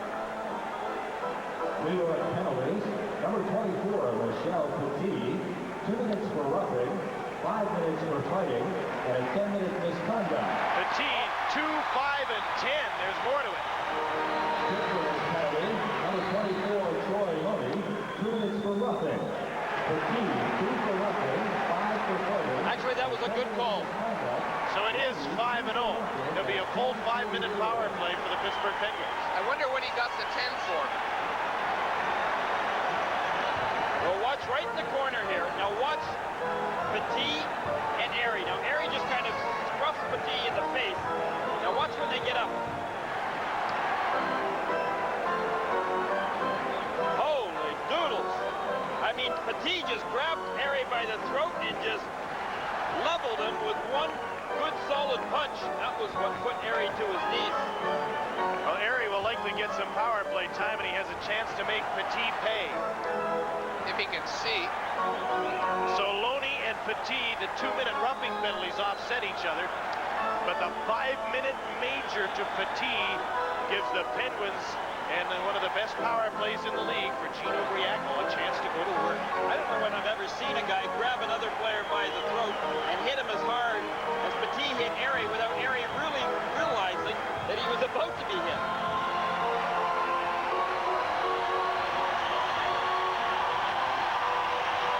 When play resumes, the Penguins will have 4 skaters to 3 for the Rangers. In 11 seconds, Jason Lafreniere gets back on to even things up. And in 36 seconds, when the penalty to Jock Callender is over, it'll be a 4.5-minute power play for the Pittsburgh Penguins. Right now they have a man advantage. 5-on-4. Lafreniere's penalty is over. The Rangers are at even strength for 20 seconds. Paul Coffey carries the puck. Centering pass. Quinn took a shot. It was blocked by a Ranger defenseman.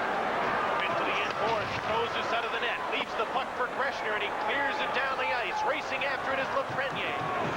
He won't get away from Paul Coffey, who's a much better skater. Calendar's getting set to come back on the ice. Now the Penguins are back on the power play, and they have a 4-minute and 20-second man advantage. A 1-1 tie. Solapsky carries the puck in deep. Lemieux on the inboards. Quinn's behind the net. Rob Brown shoots wide of the net. Deblois got the puck loose, but Rob Brown pounced on it. The side of the net. Quinn all alone. Stopped by Froze, who stood up and made a nice save. Lots of time for the Penguins to work here. What a great chance for Quinn. He just worked his way right in front of the net. Just in a little too close, unfortunately. There was no one there to stop him.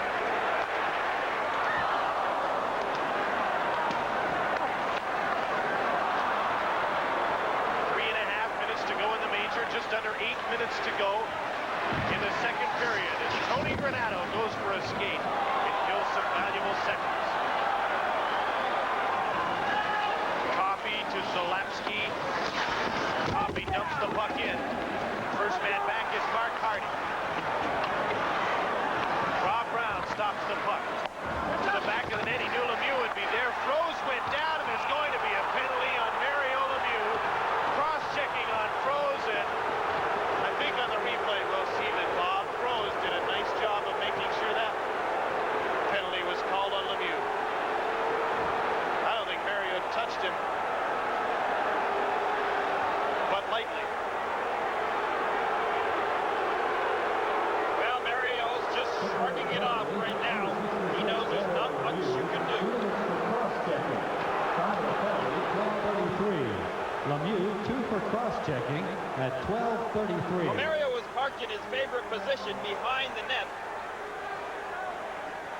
And once Froze came out to stop that puck, watch right here. Now, if that is a cross-check, then boy, oh boy. But give Froze credit, because after the major, I think the Rangers knew that the next call would probably go against Pittsburgh, and he just dropped and tried to draw the penalty, and Kerry Fraser took the bait. But all Mario did was just lean on him. He didn't even use both of his hands holding onto his stick to come anywhere close to a cross-check. Well, Billy Smith of the Islanders was the first goalkeeper to start drawing penalties. And that was, as Huey said, exactly what Froze did then. He knew he was in a position that if he went down, they might call a penalty, and it was a good play by the goalkeeper. But it wasn't a penalty. So the teams are at even strength again, 5 aside, until the penalty to Lemieux expires, and then there'll still be time left in the major to Petit.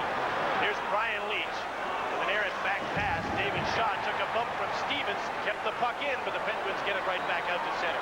When you're 4-on-4, it's great to have a guy like Paul Coffey, who's the best at moving up and making a 3-on-2 for you.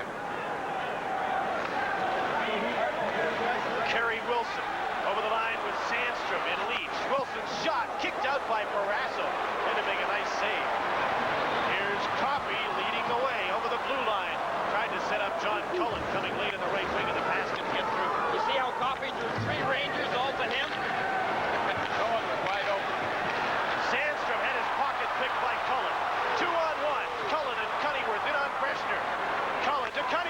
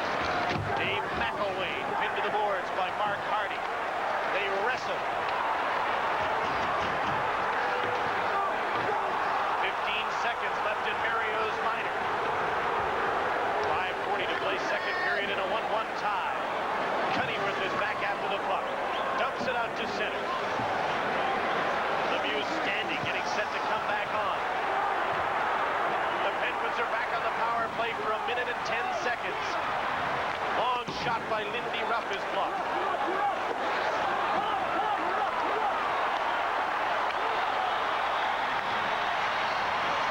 Cunningham didn't take the pass. He's at the end of a long shift. Less than a minute to go in the major penalty to Petit.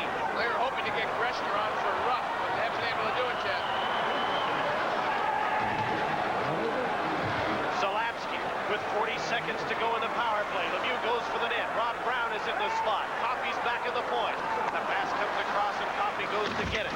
Shot it right in front. Quinn couldn't get to the rebound. Nice defensive play by Lindy Ruff to clear that rebound. Well, Ruff had to get off the ice because he was really tired.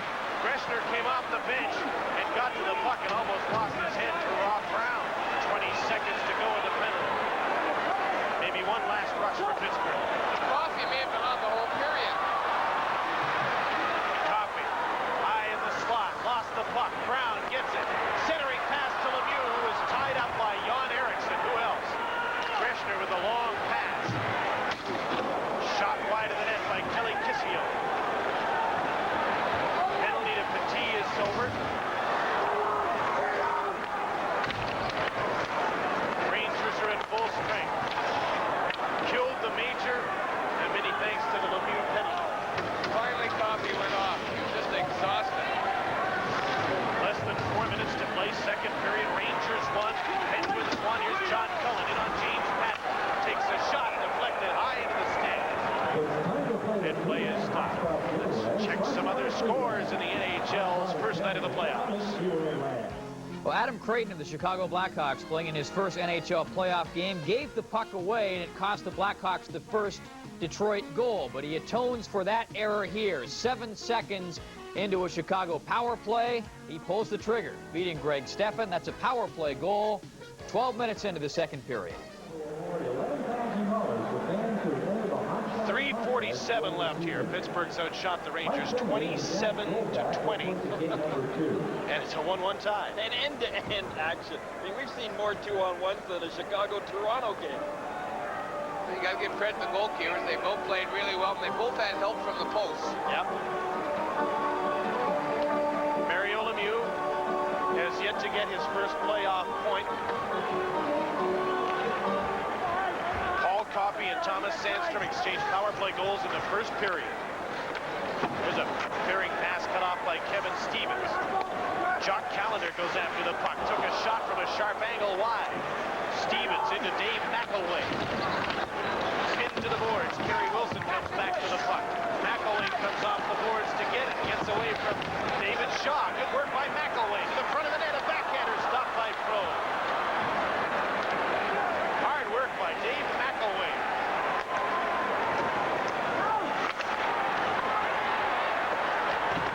Kevin Stevens to the front of the net. Froze is way out trying to poke check, and he couldn't get to the puck. McElway, Callender, and Stevens are doing a tremendous job of forechecking. Finally, the Rangers clear the puck down the ice. I'll tell you, Tim Johnson did an excellent job of pinching in, even though he clotheslined Jan Eriksson. He was able to keep that pressure on. Fans are throwing things on the ice. They're all over Carey Fraser because McElway was hauled down in front of the net and there was no call. Here's Mario trying to go for the net, and he's stopped by Deblois. One of his shadows. Brown shoots one. Great save by Froze. Brown looked like he had all sorts of net, and he's upset that he missed this one. A 1-1 tie. This is your Molson Hockey Telecast from Pittsburgh. Now when you pull into an Esso station, you're going to get something new. Something with improved cleaning power. Something that is designed for better performance. A premium gasoline. A premium gasoline that can help deliver peak performance in cars that demand more than regular. Announcing the launch of new Esso Supreme gasoline.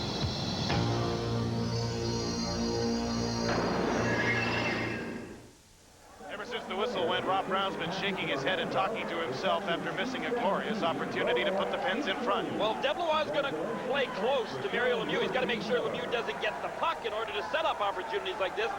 Lemieux to Airy, over to Brown, and Brown had that whole top corner. Rose didn't get a piece of it, did he? He just scooped it right out of the park. Lee Leach and Greshner got mixed up again on their coverage in front, and all of a sudden Rob Brown was wide open. He's not a good guy to leave open.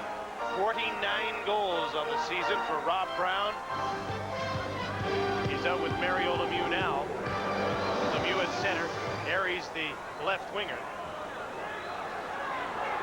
Lemieux's waved out and Brown goes in. 1-1 sounds like a close checking game, but it's been anything but.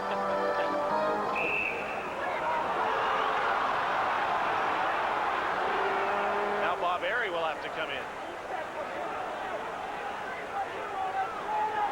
Well, Lemieux's going back in for the faceoff.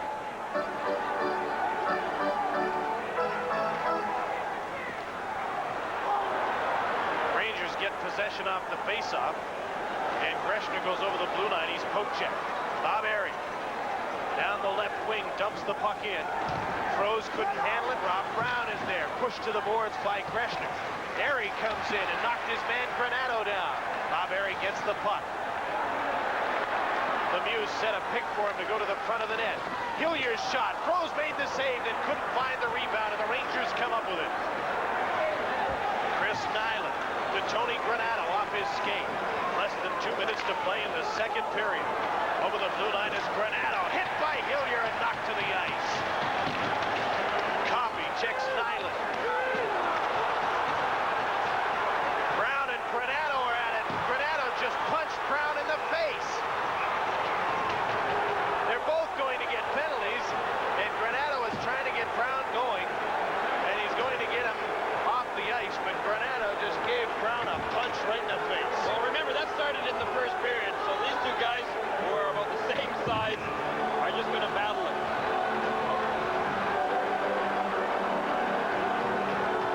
Pretty good shift by Bob Airy, too. You know, he's the guy that took that punch. You were right, Greener would still be lying down there, and he popped up, and now he's 5 minutes later, he's playing great. Well, speak for yourself, Raj. Well, you two battle it out. We'll check into our master control center on some other action. Well, the way these two teams in Washington are going at it, the Caps and the Flyers, could go 7 games. Kevin Hatcher breaks up a play, sends in Michael Pavanka all alone, and as Howie Meeker would say, he just sort of puts it through the 5-hole, beating Ron Hextall, tying the game at 2, middle of the second period. Good hockey in Landover.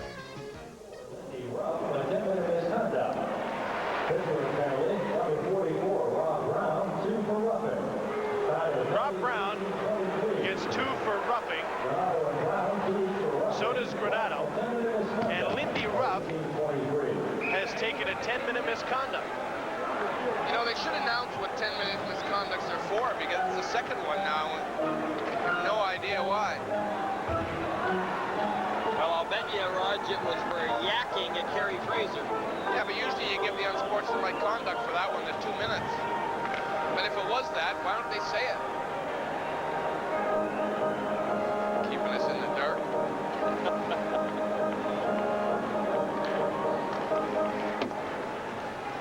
Lots of penalties in this second period.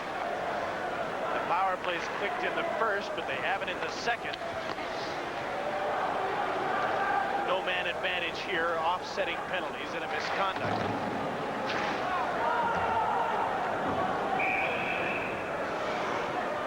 With Petit gone, Ruff had dropped back to play defense, and Petit will be back for the third period, but Ruff will be gone for a while. There's Kelly Kissio, captain of the Rangers. Well, Kissio and the Rangers, if they can come out of this second period with this score remain tied, then all of the troubles that they've been having over the course of the last month especially can all of a sudden disappear.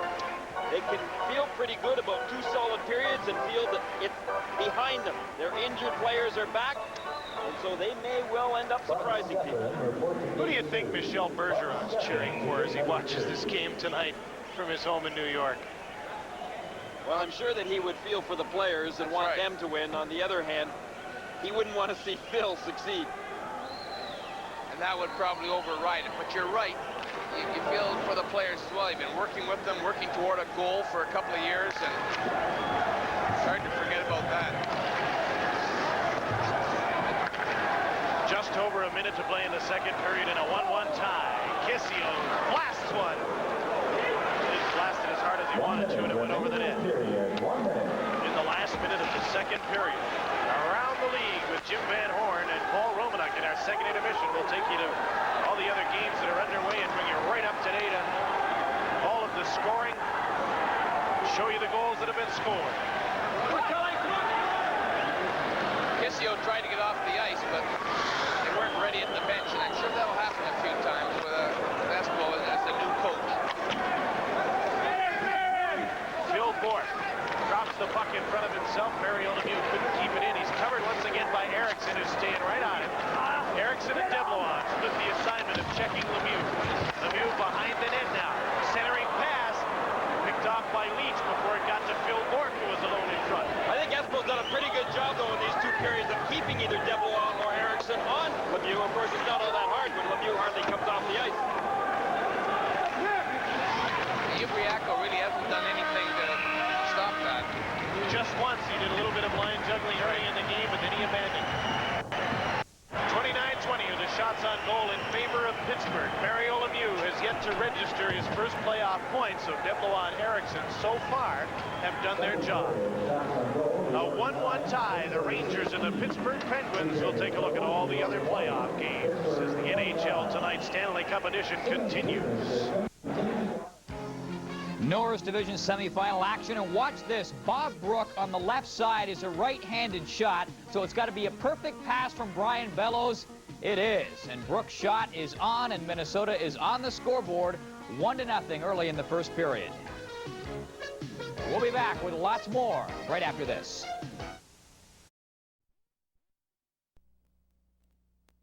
This is a change, this is new. Howard Johnson, can this be you? This is Howard Johnson today. This is Howard Johnson today. This is Howard Johnson today. Changing in so many colorful, comfortable, welcoming ways. This is Howard Johnson today. This is Howard Johnson today. We have controversy in the playoffs. First of the series, Don Koharski, the referee, in the Johnny on the spot position. That's Lou Francischetti with the puck, the old wraparound. Ron Hextall said, tried to scoop it out, but Don Koharski saw the donut go in and said, sorry, big guy, it was in, that's a goal. And Washington has their first lead of the hockey game, 3-2, late in the second period of play. And that's where we're going to take it with less than 5 minutes to play in the period. Let's join Sports Channel's Mike Emmerich and Bill Clement. The score is 3-2, Washington in front, their first lead of the game so far. Smash Samuelson into the boards as we left you. This will be the Flyers' fourth power play. Caps have had 7, and we'll just point up again what Bill had said earlier, that it's important for the Flyers to be close to even to the Capitals in the power play opportunities that they get, because their power play is far more efficient. Both teams finished strongly on the power play, but the Caps had the 7th best for the year, and the Flyers had the very best, just ahead of Calgary and Pittsburgh. Ron Sutter waved out, and so it'll be Tim Kerr to come in.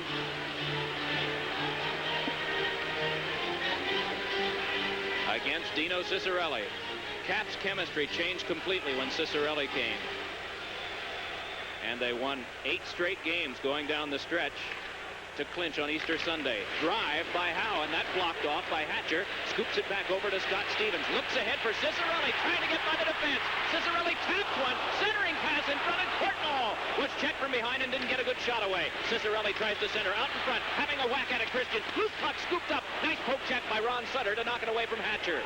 Around the boards it comes to Samuelson. Spins one for Kerr, and he's knocked down by Stevens. Ahead comes Sutter. Has a man up the wing. Eklund shovels across, and Pete Peters was able to tap it away with his stick. Then Sutter driven into the goal post, and there'll be a penalty coming up, and it'll be against the Caps. And now Tim Kerr goes back to have a word with Stevens. Normally those goals give way and become displaced, but it did not when Sutter went in. You know why, Mike? Because he didn't hit it from the front. Watch Ron Sutter, if the camera follows him, squeeze between Peters and the net and basically hit the post on an angle. Right there, all right? He was coming basically from left to right instead of head on. That's why he wasn't able to lift it off. Capitals penalty, Kevin Hatcher, number 4, 2 minutes from high sticking. The call comes at 16:41. Boy, Ron Sutter had Pelle Eklund breaking in front, but you could see that Hatcher was giving him the handful, and Ron Sutter was trying to ward Hatcher off with one hand and pass with the other hand. He ended up trying to pass it to Eklund, just couldn't get enough on it.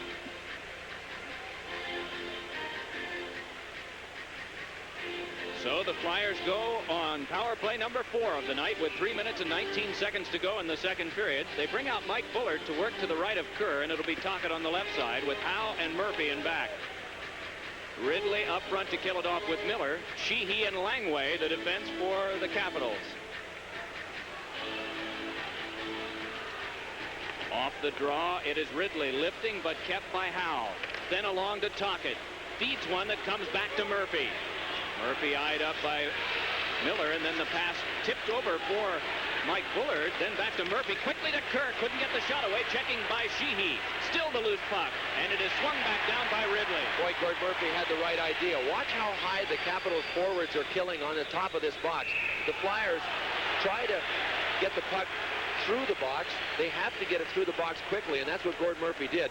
You have to make the puck do all the work when those two guys are that high, and it came back really quickly to Gord Murphy. He threaded it through to Tim Kerr, but Tim Kerr had a defenseman standing right beside him. Well, Rick Tocchet has certainly been a presence in a physical game tonight. Remains out on this power play with Mike Bullard to take the draw. He'll be opposite Doug Wickenheiser. Tim Kerr still with some stitch work around that right eye. Puck skips to Sheehy. One-time Calgary Flame and Hartford Whaler. Sheehy curls the net and fires one all the way back down, and the penalty clock is ticking down to 1:22, 1:21. 2:40 to go in the second period. Flyers got the first 2. The Caps have come up with 3. 1 in the first period, 2 here in the second. They have the lead in this opening game. Ahead now, Murphy flips off Francischetti, and it is thrown back down by Langway. Now it is Howe. Across to Bullard, but Wickenheiser was right there, and so it is Gord Murphy. And Murphy's pass came across 2 lines to Kerr, so he couldn't take it. Rod Langway goes back and bangs one back off the boards and makes the Flyers chase. Change in shifts. Mike Bullard steps to the bench, and coming out is Pelle Eklund to work with Tocchet and Kerr. Down to the last 40 seconds of the power play for the Flyers. Pass from Eklund comes right on to Howe, then nudged on to Tocchet. Tocchet moving in, tries for Kerr. He's able to reach. Tim Kerr pivots, wanting to shake Stevens. Points it to Murphy.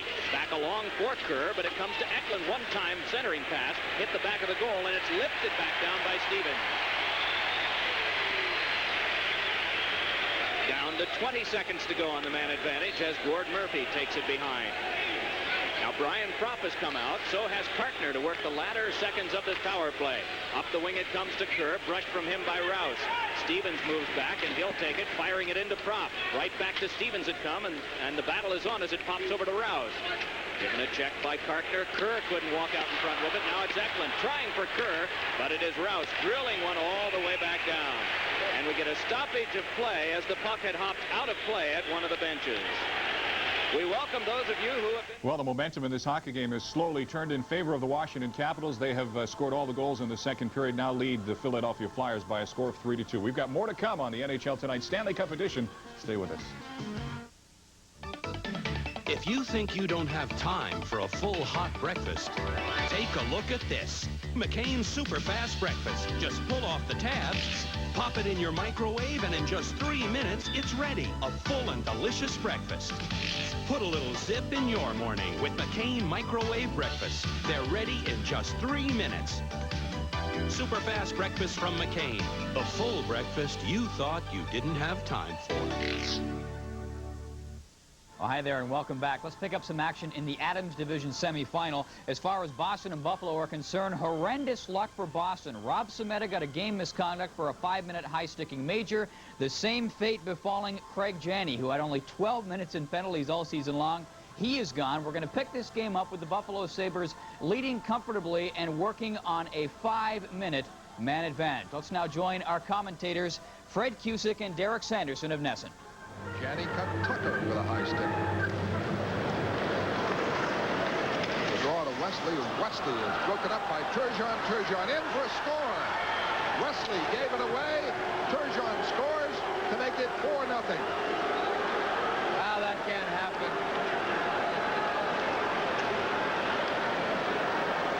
Glenn Wesley had the puck, and Turgeon took it away and got the score.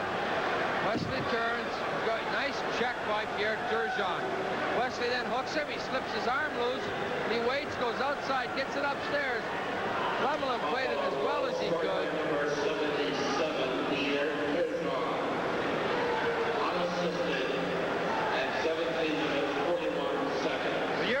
When your puck is that far away from your body and is not protected, lift the stick is very easy to do. And now it is 4-0, and that is a power play goal. As we look at Harry Sinden on the left and Tom Johnson on the right. For Turgeon, an unassisted goal at 17:41. Nice goal. With 2:19 left in the second period. Of course, the Bruins do not get the man back. This is a major penalty. Major penalty. There is still a power play for Buffalo and a minute left in that power play. Buffalo led 2-0 at the end of the first period. They've added 2 goals here in the second. The draw to Housley. Controlling it now with Bodger. Finally away to Turgeon. Now to Rutu. Rutu skating hard, hit by Wesley. The puck to Sweeney. Sweeney can't clear it out. Kept in by Turgeon. He's hit by Sweeney, but snaps one off. Deflected by Vive. Save. Wesley knocks down Vive. And we have a fog developing around the back of the Boston net there. Schick blew the whistle for some reason. 1:50 left in the period, 30 seconds on the Buffalo power play. Now, Buffalo with 3 power play goals and a shorthanded goal by Scott O'Neill. And a face-off now in the Boston zone. The Boston Bruins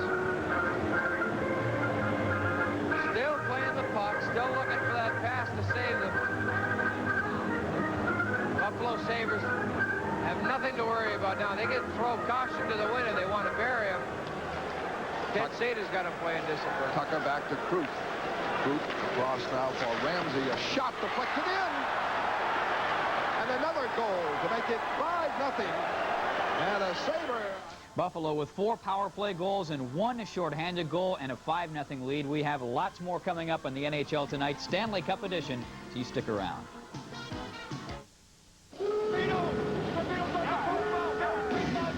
I want to bomb Japan. Now, the motion picture event of a lifetime makes its debut on video cassettes. ABC Video Enterprises, in association with MPI Home Video, presents War and Remembrance. 14 unprecedented hours accurately recounting a world under siege. Attack! Attack! War and Remembrance sweeps back the pages of history, bringing alive the horror of a world at war. Oh, my God.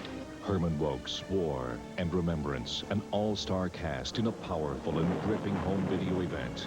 War and Remembrance, 14 continuous commercial-free hours on 7 video cassettes for $159.95. Use your credit card and make 3 equal payments of $58. War and Remembrance, a home video experience never to be forgotten. Write or call now. Welcome back to the Civic Arena in Pittsburgh, PA. No scoring in the second period. Pittsburgh outshot the Rangers 16-9, but couldn't get one past Bob Rose. The goaltender for the Penguins tonight is Tom Barrasso. The period starts with the teams at even strength, but misconduct's being served by Michel Petit and Lindy Ruff. Petit won't be available to the Rangers for 7 minutes. Ruff for at least 8 because of misconduct. So the Rangers are shorthanded defensively. Rob Brown and Tony Granato continue to serve minor penalties.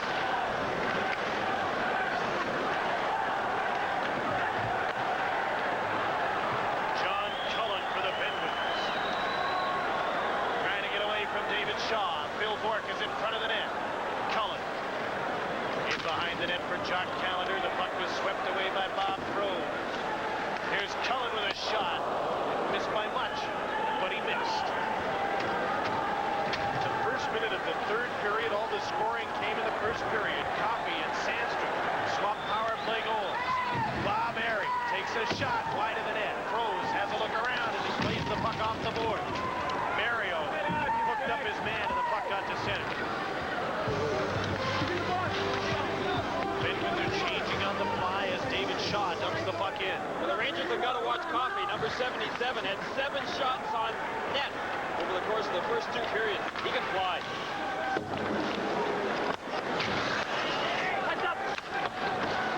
James Patrick round the boards and down the ice. Coffey's back. Lemieux's on the ice, and Lucien Deblois is just following him around. Deblois and Eriksson have done a nice job of making sure Mario Lemieux has yet to get a playoff point. Chris Nyland to Mark Hardy. Long shot in on Tom Barrasso. Randy Hillier takes the puck. Up the boards for Kevin Stevens. Taken away by Kissio. 2-on-1 with Nyland. The pass to Nyland. Back to Kissio. Tipped away from him. Mullen turned and got a shot off the side of the net. There's Brian Mullen and keeps the puck in for Kissio. Gets away from Hillier. Kissio looking around to the point. Hardy shoots. Didn't get much on that, and it was blocked by the Penguins. And out they come, led by Paul Coffey, picking up speed to center with Stevens and Cunneyworth going for the net. Coffey snapped the shot wide and then was tripped up by Hardy. Stevens took a shot wide of the net. Coffey slow to get up. Coffey loves to come down that right side. That's his favorite area. Coffey went over and had words from Mark Hardy, who gave him a bit of a shot. Then Coffey looked to Fraser, hoping for a penalty. Dan Quinn's shot is deflected over top of the net. Troy Loney in for checking on David Shaw. Now he goes after Leach. Shaw up the boards by Lafleur to center, and Jimmy Johnson fires the puck back in. But the play is stopped. The Penguins are offside. Well, a gutsy move by Phil Esposito firing Bergeron, but he seems to be doing not a bad job in these first 2 periods. You know, I think that Bergeron's got to take a little bit of the fault as well. He's a good coach. He's been a good coach in the National Hockey League. But I don't think he would have ended past this season anyway, because he's been bickering all season long with Phil. Now, not that both of them might not be at fault, but you've got to be cooperative, and Bergeron should know that. You can't just take control of the whole team without cooperating with your general manager. The New York media said coexistence was impossible, and he would have been gone at the end of the year anyway. Gord Dineen leading a rush for Pittsburgh, and his shot was blocked by Bob Froese, and the Rangers clear the puck down the ice. Thomas Sandstrom after it. Tom Barrasso plays the puck to Dineen. Couldn't clear the puck away from Kerry Wilson, who's trying to center. Sandstrom to Wilson. Alt Dahlin looking for a loose puck. Sandstrom gets it, shot one. I believe Brasso got a piece of that. Now the Penguins come out 3-on-2. Cullen over the blue line with Bork. Shoots one over top of the net. Bork missed on the bouncing puck, but John Cullen gets it. Callender's out in front of the net. Here's Jock Callender. Bork's in front. The shot is blocked by Ron Kreshner, then takes Callender to the board. Cullen comes up with the puck. Poke check by James Patrick. And the Rangers move to center. Good job by the Rangers on that 3-on-3 coverage in their own zone. They didn't give the Penguins any room to operate. 4 minutes into the third period. 1-1 is the score as Bob Airey moves in with Rob Brown and Barry Lemieux for the Penguins. Airey missed the puck and hit the boards as Jason Lafreniere comes out with Tony Granato. Over the blue line, the drop pass, and Granato took a shot that was blocked. Lafreniere hustles after the puck. Fights for it with Mario Lemieux. Eriksson comes up with it to the point. Shaw couldn't handle it. Airey barged out after him. And the puck was shot in offside. 15:38 to play in the third. This game's knotted at 1. It's a Molson hockey telecast coming to you from Pittsburgh. You know, when people want to get away and play, they try everything to save some money. Ads in the newspaper, travel agents. But there's a better way. Players Club.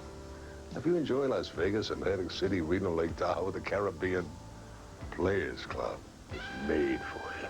You know, these people know about going first class. So they book you into some of the best casino resorts in the country, in the world.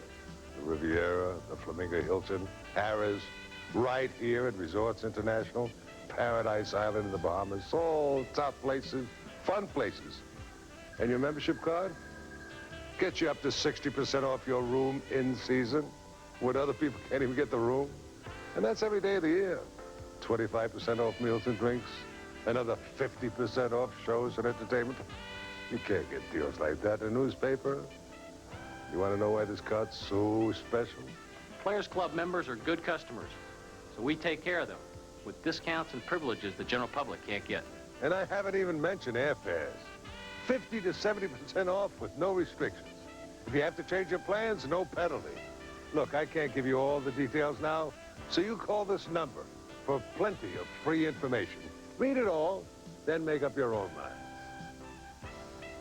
New members get 2 free room nights in Las Vegas or Atlantic City when Players Club books your flight. A nice way to say hello, right?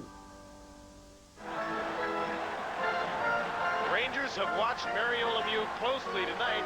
Here's some action behind his own net. Well, Mario didn't get a shot on net in the first period. He got 3 of them in the second, but they have covered him closely. Now Lafreniere has been working him over, and Mario might be getting a little uptight himself. You can see him battling back with his stick. That can be good and bad. I've seen nights when Mario gets mad and fills the net. But I've also seen nights when Mario gets mad and being checked. Like when he was checked by Esa Tikkanen in here one night, and he didn't do anything all night. He was thrown off his game early. A lot of pressure on Mario because everyone's waiting to see how good he's going to be in the playoffs. 368 games, 300 goals, 415 assists. And he hasn't got a playoff point. This is his first playoff game.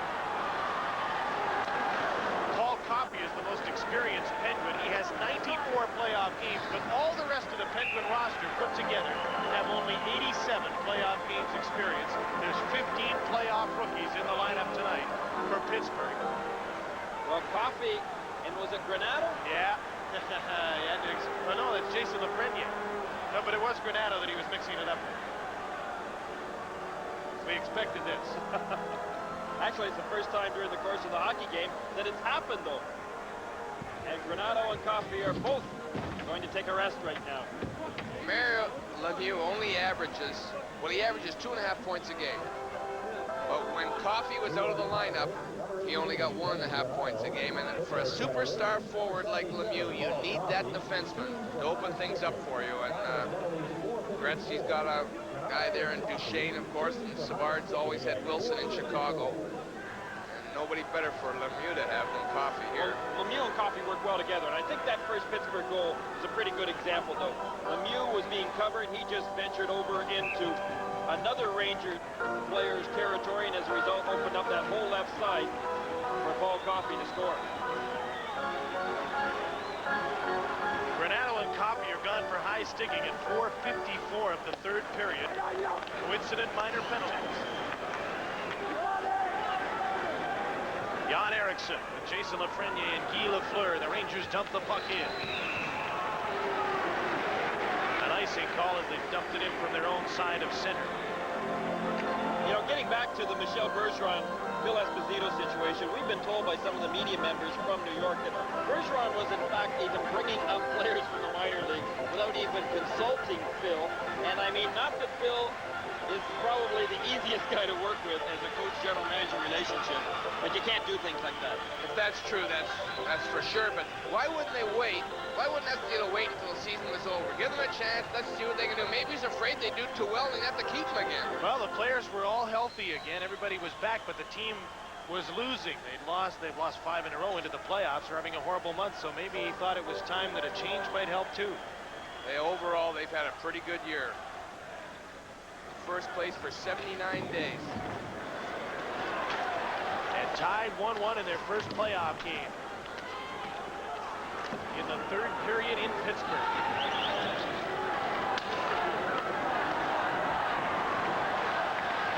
Brian Leetch tripped up by Lemieux. Guy Lafleur goes outside of Gord Denis. Taken to the boards, and Bob Airey gets the puck. Airey with Brown and Lemieux. Jimmy Johnson back behind the net.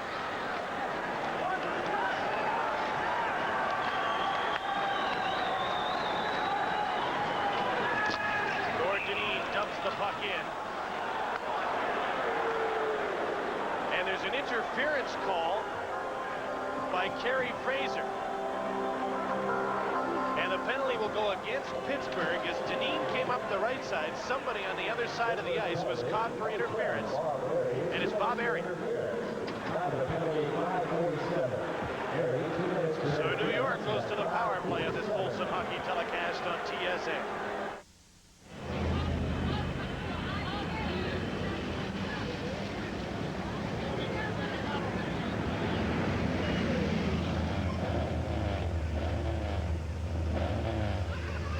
The Chevrolet Sprint.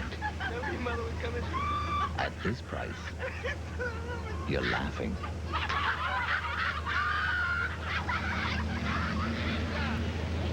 Chevrolet, the world's most successful cars.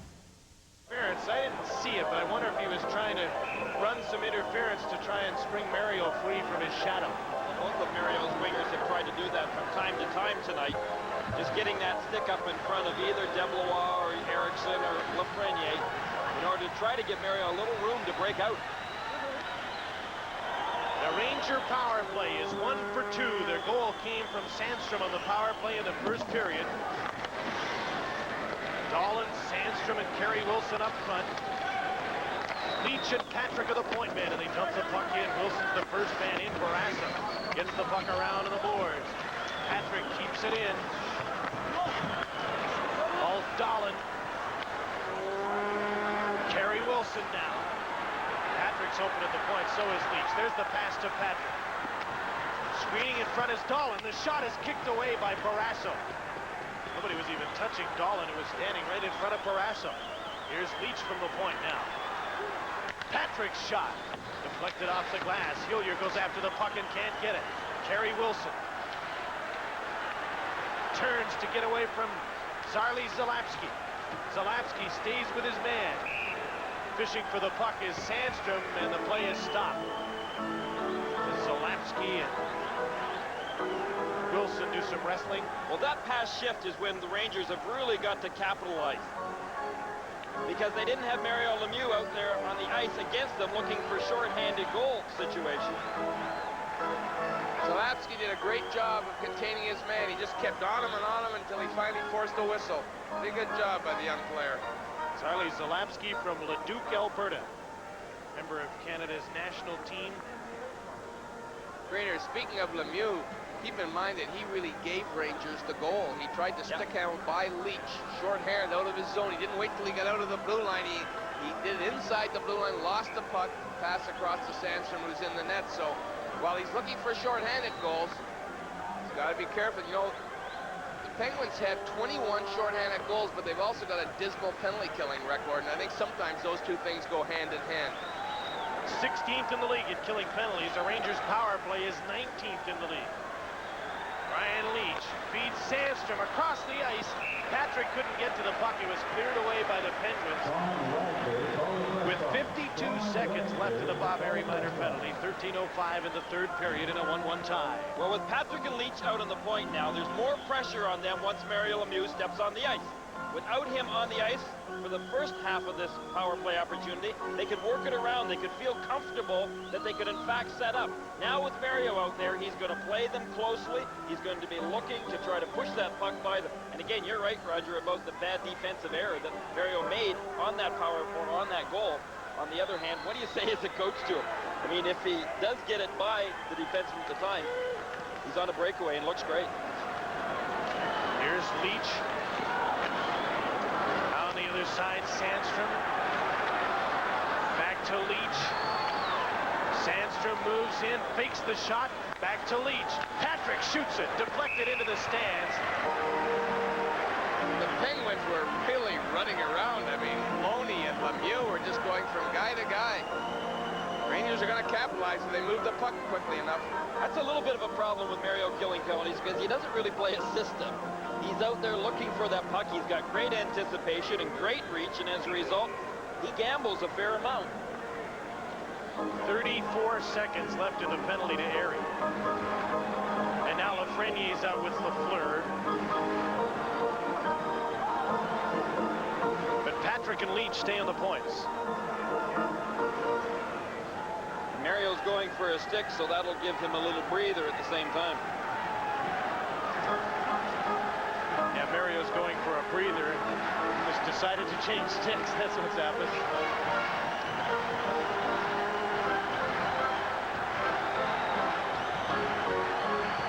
Lemieux said the playoffs are a chance to show people what you're made of. That's what he's trying to do right now. Pittsburgh won the draw. Johnson cleared the puck down the ice.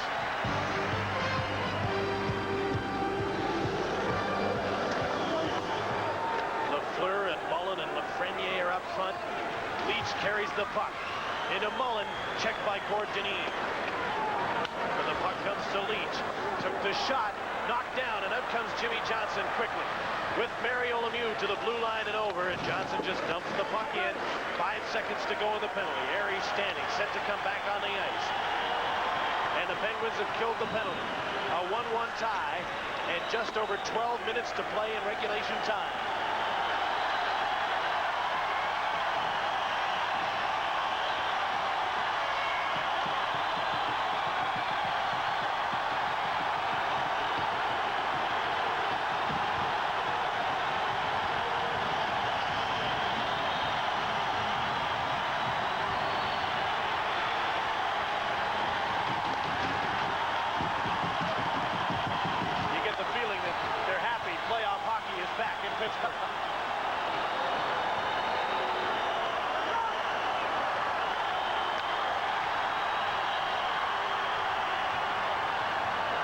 Stevens taken down by Jan Eriksson. There'll be a Ranger penalty.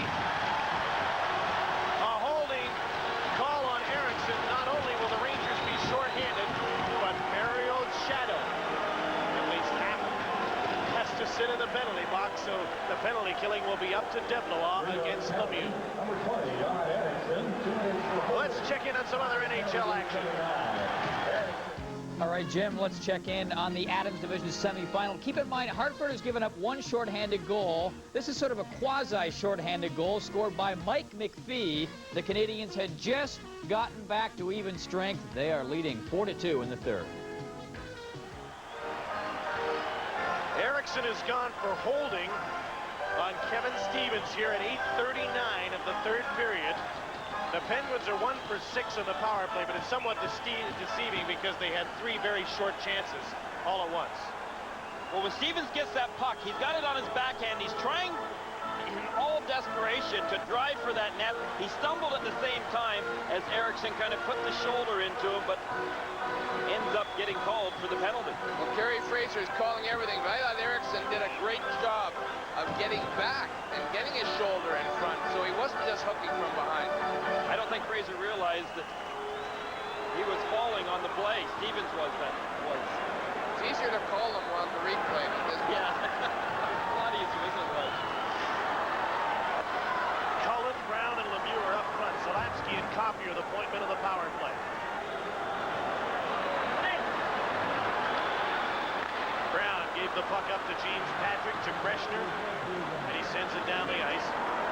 Devlois killing the penalty, staying right with Mario Lemieux. Paul Coffey over the blue line. In around Breshner, cuts for the front of the net, tried to squeeze it in by Froze. Nothing doing. Bobby Brown gets the puck. To the point, here's Lemieux. Beats Paul Coffey. Coffey moves in, centering pass, Brown's shot. Great save by Froze, and a loose puck is covered up.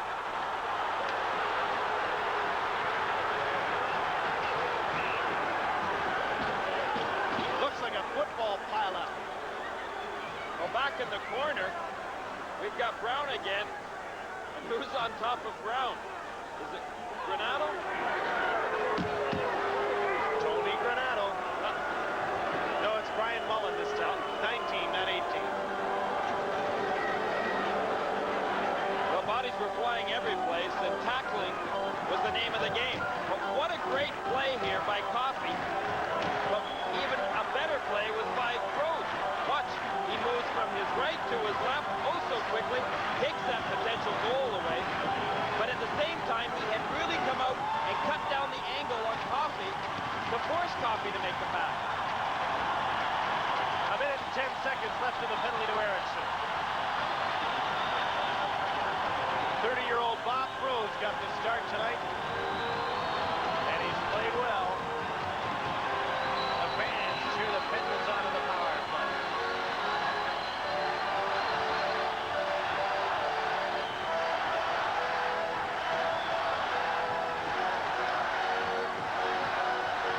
Quinn and Granato on the faceoff.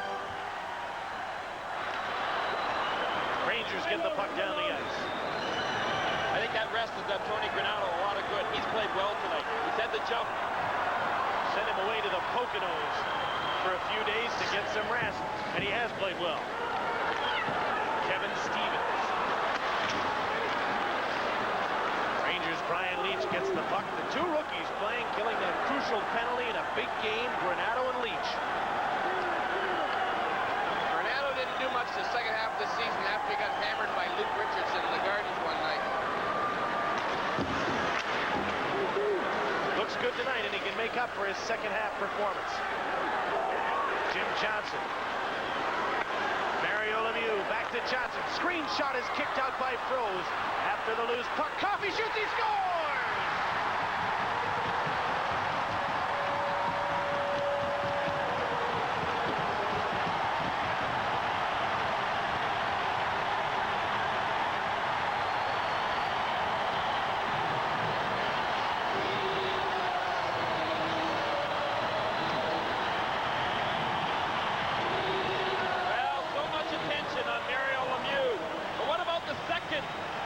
Paid player on this Penguins payroll.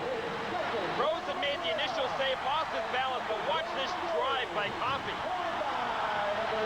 Rose even had time to get set again, but when Coffey tees up the puck, it's going 100 and some miles an hour.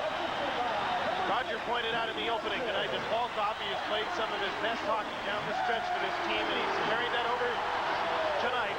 Mario Lemieux has got his first National Hockey League playoff point on the goal by Paul Coffey at 10:21 of the power play. Coffey had 13 points in his last 7 games coming into playoffs. You knew he was ready. Coffey from Stevens and Lemieux at 10:21. Coffey's second of the night. The Penguins lead 2-1.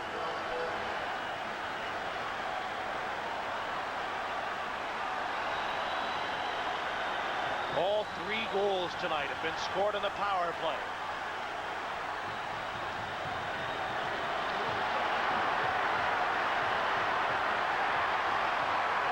Puck is cleared onto a bench.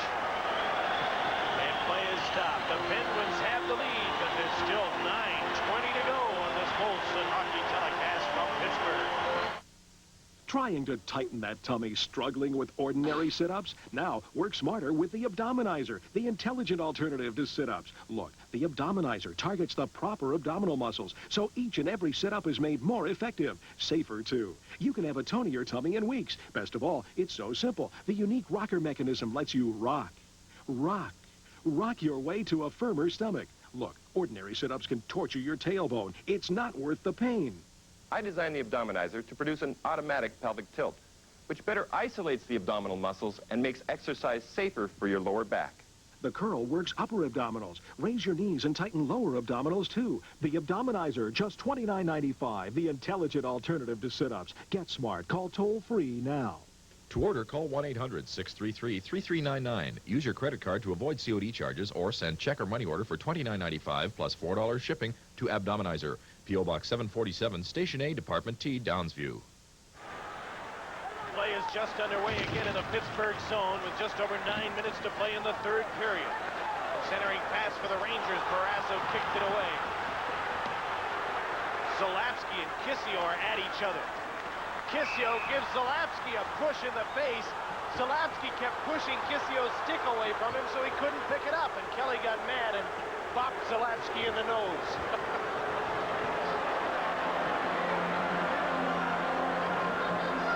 They'll both get penalties. You know, Pittsburgh is playing about as tough in their own end zone, though, as I've seen them play all year long. And that was one important ingredient that Tony Esposito was concerned about going in, or going up to the trade deadline, was getting tougher in their own end zone. Well, this is a team that's given up more shots on goal than any other team in the league this season, an average of 36 a game. And tonight, so far, they've held the Rangers to 23. Playing well in their own zone, and they're a team that finished 20th in the league defensively in goals against.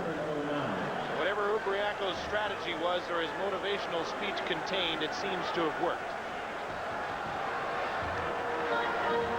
Well, Deneen, Johnson, and Busquets have really played it aggressive, as well as Hilliard, of course. You expect him to play that way in their own end zone. But even Paul Coffey tonight, you got to give him full marks because he has taken the body out as well as playing great offensively.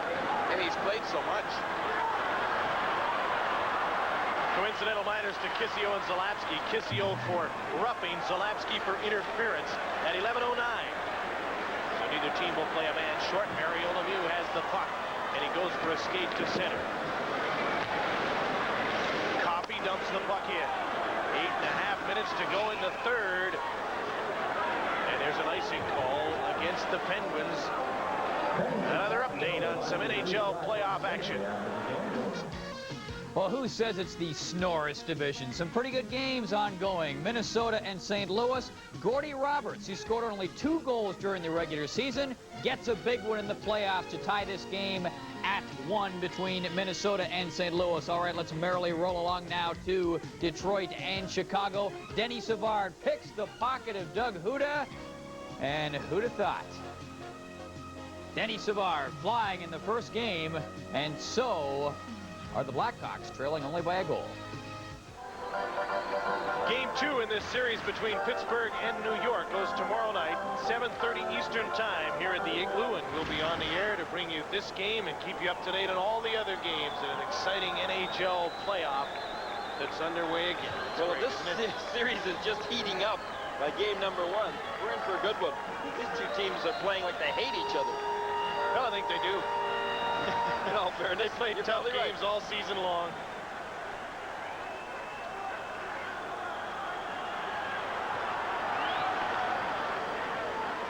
Off the draw, blasted just wide by David Shaw. Leach with a shot off the glass, high and wide.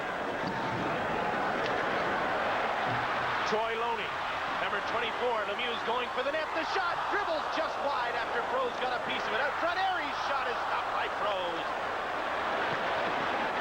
Penguins are in for the kill, up by 1, looking for insurance. Mario Lemieux fends off Jan Eriksson with his tremendous reach. Toys with him. Rob Brown to the front of the net. Loose puck. Cleared away from in front of the goal by Leach. Behind the net. Froze is chopped down by Rob Brown. Froze scrambling to the net. Brown out front. Swept away by Brian Leach. Froze came out of the net screaming at Rob Brown and Kerry Fraser as the play went up the ice. Rob Brown is an aggravating guy around the net. A lot of goalkeepers have mentioned how he's one of the worst in the crease. Stevens took a run at Michel Petit, who's now back from his major and misconduct handed out in the second period. 7:15 to go, 2-1 Pittsburgh. Randy Cunnyworth is checked and knocked down. Mark Hardy took him out of the play. Up with the puck comes Jason Lafreniere. Chris Nyland trailing him. Lafreniere tried to leave the puck. Now to Granado, his shot is just wide of the net. Nyland hasn't seen a lot of action tonight, especially late in this game, with his abdominal muscle pull probably being the reason. But he's back out there now as Quinn shoots, he scores! Dan Quinn!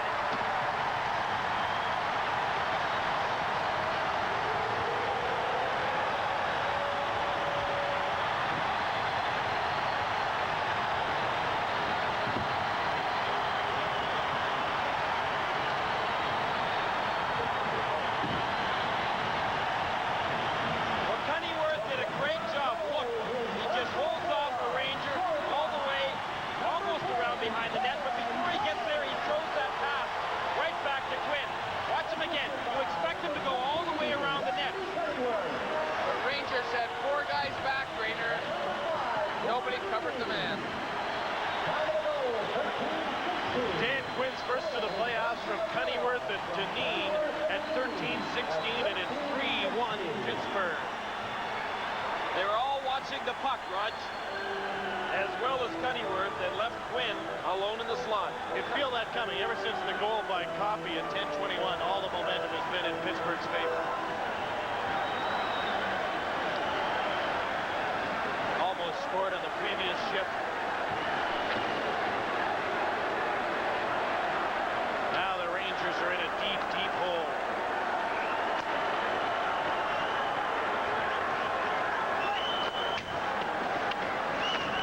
Well, the Rangers have been a pretty good comeback team this year, so see if they can do it here in the playoffs.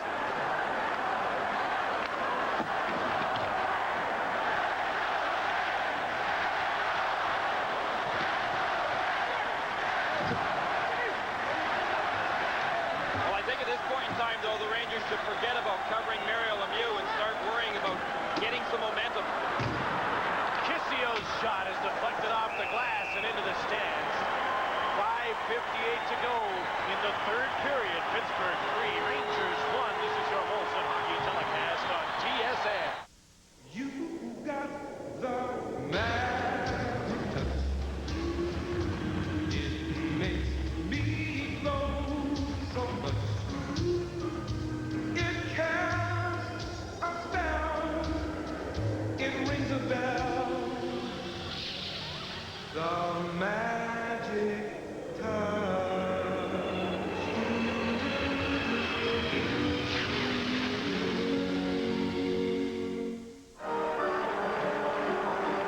Paul Coffey has 2. Dan Quinn has 1 for Pittsburgh. Thomas Sandstrom has the Lone Ranger goal. You're watching the NHL Tonight Stanley Cup edition on TSN. I'm Jim Houston with Gary Green and Roger Nielsen at the Igloo in Pittsburgh.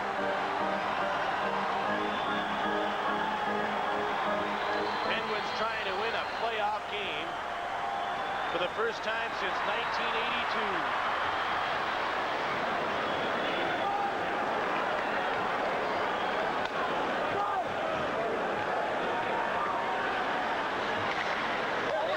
The boards just out of the reach of Mario Lemieux.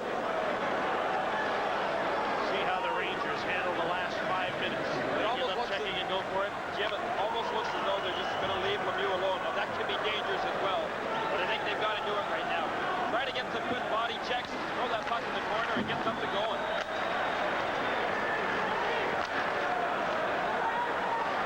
Ryan Leach lost the puck to Lemieux. Rob Brown has the puck. Over to Mario, tipped away by Brian Leach.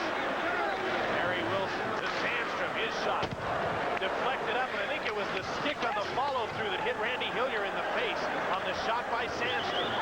Less than 5 minutes to go. Rushing down the left wing is Bob Airy to the net. And he hit the end boards hard as Petit took him out of the play. Airy rushes to the bench. Mark Hardy starts the rush with the puck. To center with Thomas Sandstrom. He dumps the puck in for the Rangers with 4:40 to go. Sarli Zalapski to Dan Quinn. Dumped in by Pittsburgh. Kevin Stevens leads the assault. The forecheck centered by Quinn. Knocked away from in front of the goal by Lafreniere, but Stevens stays right with him and steals the puck. There's been some good forechecking all night long by the Penguins. Michel Petit to Mark Hardy. 4:10 to go in the third. Here's Guy Lafleur over the blue line against Jimmy Johnson. Loose puck in front of the net is swept away by Phil Bourque before Lafreniere could get a shot. Cleared to center by the Penguins. Less than 4 minutes to go in the third. 3-1 Pittsburgh.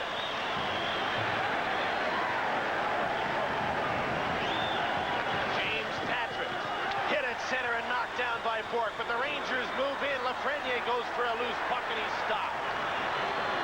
Off the glass and into the stands. Cunningworth chipped it there.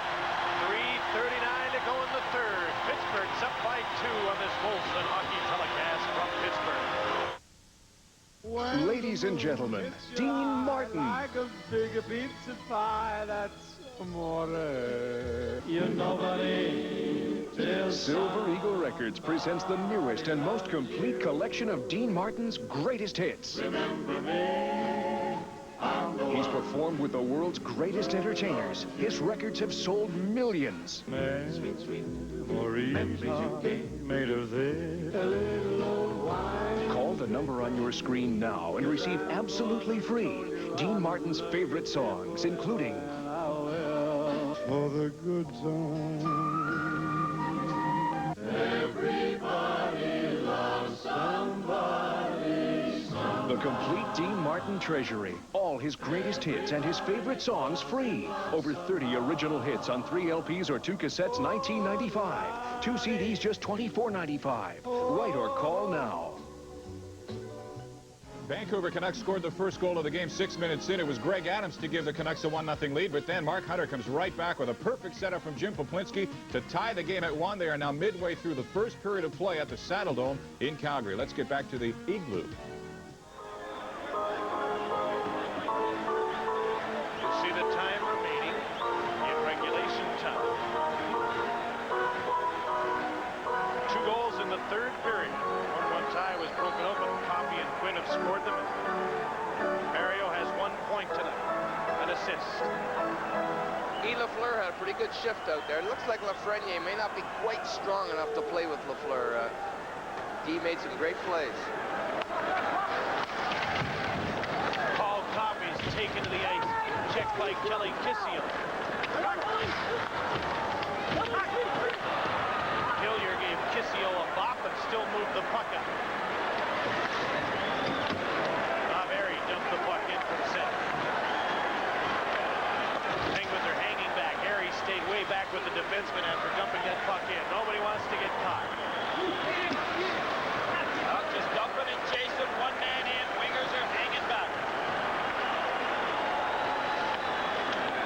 Maloney's the man in deep. Arian Lemieux stayed right back by the blue line with Coffey and Hillier. Less than 3 minutes to go in the third. David Shaw fires the puck in for the Rangers. Mario Lemieux almost lost it, but he then recovered and got the puck to Phil Bourne. 1 man back. He shoots it. Rose makes the save. Normally there'd be 2 Penguins scrambling to make that a 2-on-1 or 3-on-1, but they hung back to take a man. Bill might as well start thinking about getting Rose out of that net in favor of an extra tackle. Nothing to lose. John Cullen over the blue line with Jock Callender.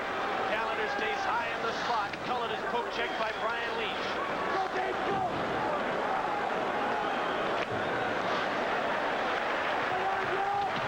Michel Petit up the boards for Stan Sandstrom.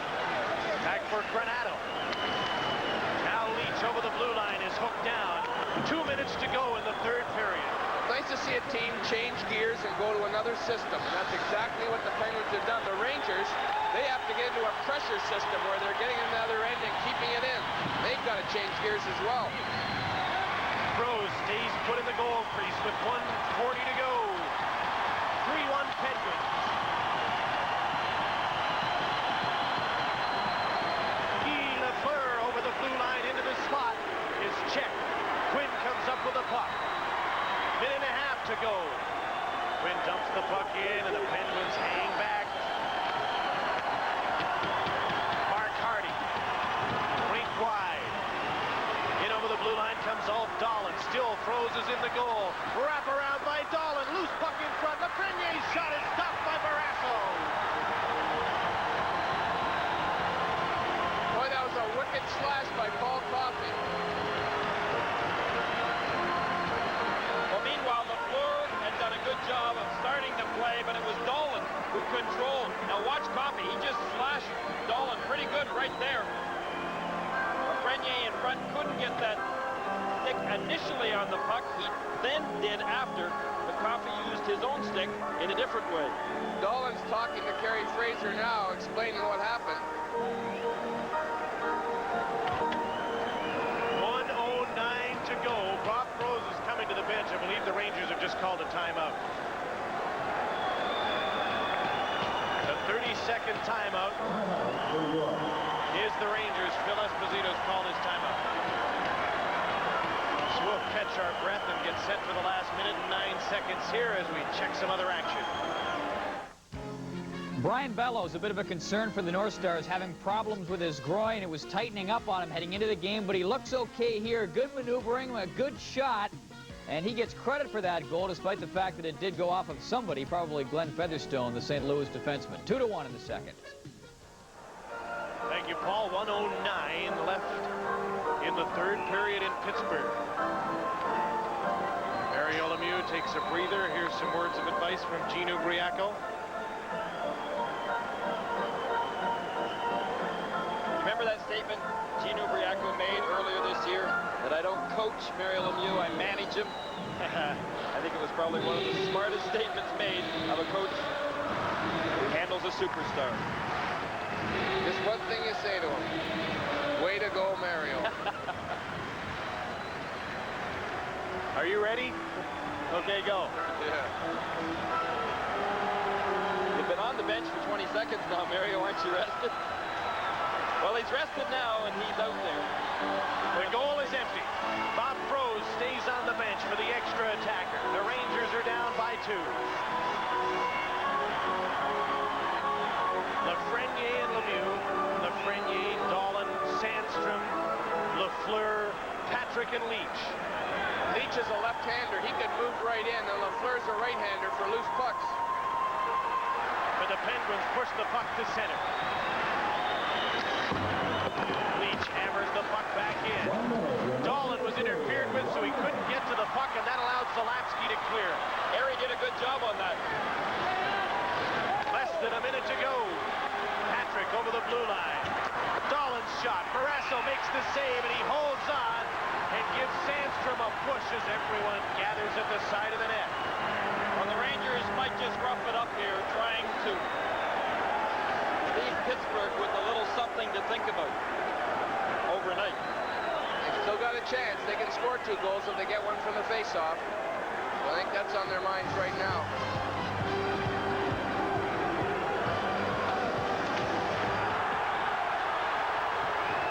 Sandstrom just threw his stick down. Let's look at his replay first. You can see that Barrasso had good control of that puck, and he also got his stick up there knowing full well he might get charged. Sandstrom may get more. See how angry he is. He threw his stick to the ice, banged it against the glass, and I'd be surprised if he didn't get a misconduct to go with the penalty he was originally going to get. Maybe he and Barrasso are going to get penalties as a result of the exchange in the crease. Well, Barrasso, in all fairness, though, was just defending himself. Sandstrom's gone.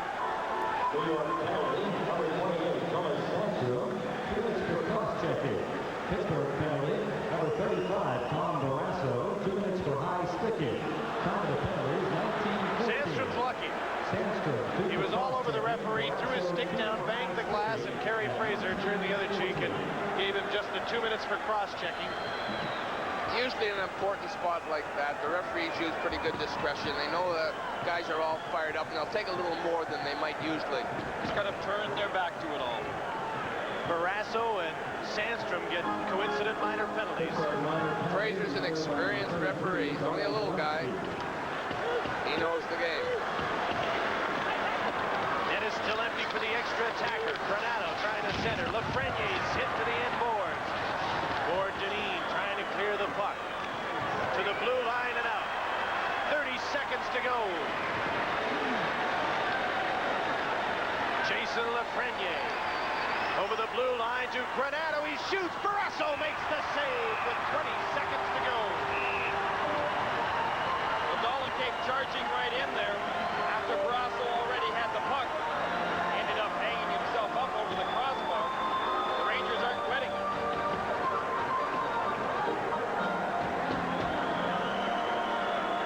Secondly, as I have done scoreboard here in the third, Apr.05 Boston, no score.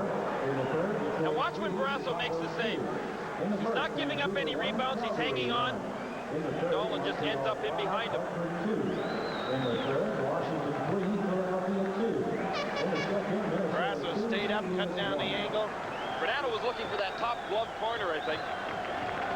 Lesbo's got a lot of faith in Lafreniere because you can see he's right out there for the face-off. A key face-off in the game.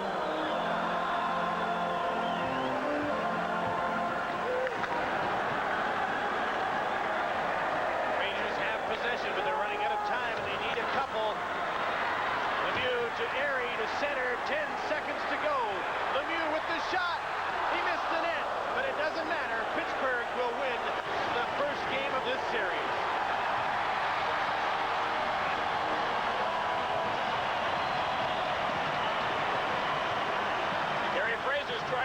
piece. The clock's already ran out. But he gave at least one penalty there. Players are staying on the benches, and that's a good thing.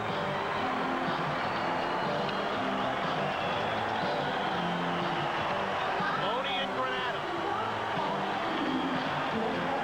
Tony Granato's been mixing it up with anybody who cared to mix all night long.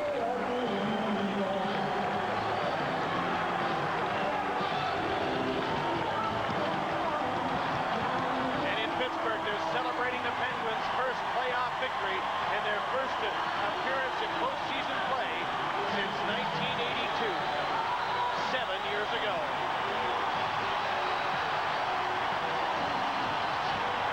Well, I think the Rangers can take consolation, though, in knowing that they played a pretty good game, kept it close until the third period. They also did a pretty good job on Mario Lemieux tonight. But they didn't stop Paul Coffey.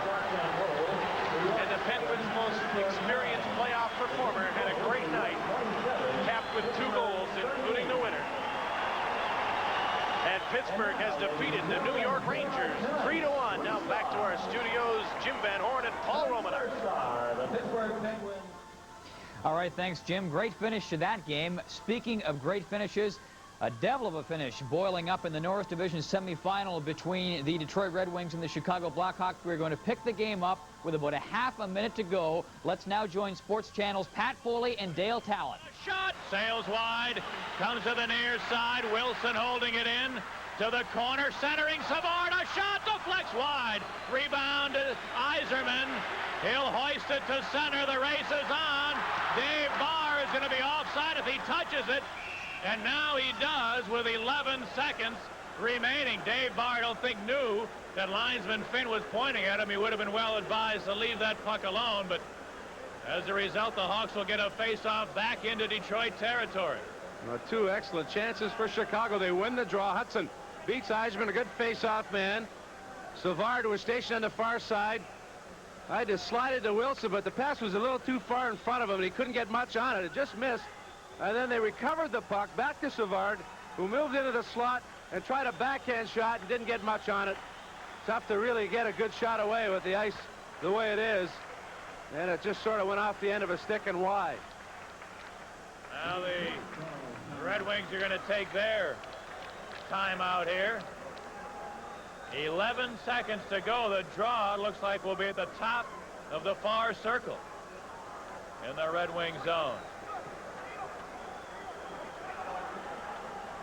And Demers is exhorting his troops, and Mike Keenan uses the boards behind the Hawk bench to try to diagram. That's the biggest chalkboard I've ever seen. Well, you might as well take advantage of it. No secrets here, are there? Well, maybe it might be a diversionary tactic. Maybe they might not use that play. Who knows? Yeah, it doesn't. Everything goes for naught if you don't win the faceoff. That's right. Simple as that. And win the draw, and then worry about making the play after that. But design something, and hopefully it can work. Again, it's going to be Hudson against Yzerman. 11 seconds to go in the third. 3-2 Detroit. The Chicago goal is empty. Face-off between Yzerman and Hudson. Mike Hudson's had a good night on face-offs. He just beat Yzerman a moment ago. And he'll attempt to pull it back to Doug Wilson, who's poised behind, hoping to tee one up. Now ready. Here's the draw. They shot it ahead to the corner. Murray, after it there, knocked away by Zombo into the seats. Down to 7 seconds remaining. The Wings begging for the draw to be moved outside. They're not going to get it that way. Well, everyone in the building, including ourselves, thought that Hudson would try to draw it back to Wilson. He went ahead with it. Troy Murray got there, but so did Zombo, and I think the Hawks get a break. It appeared to deflect off Troy Murray's stick up into the seats. That took 4 seconds off the clock. Now ready again. Yzerman and Hudson, the rookie, playing in his first NHL playoff game. Hudson won it, but it's cleared away from Wilson, and the Wings win Game 1. So Detroit is up by a margin of 1-0. Dave barred the story in that game. He picks up a pair of goals. A lot closer than you thought it was going to be. It was a much closer. That is 3 wins in the last 5 games for Detroit at home over top of Chicago. 3-1 the final score in our game. The Pittsburgh Penguins at the expense of the New York Rangers. We have lots more to come your way, but first we'll take this time out. Toyota gives new meaning to the word special. Special two-tone paint. Special wheels. Special seats. Special AM/FM radio. And special name.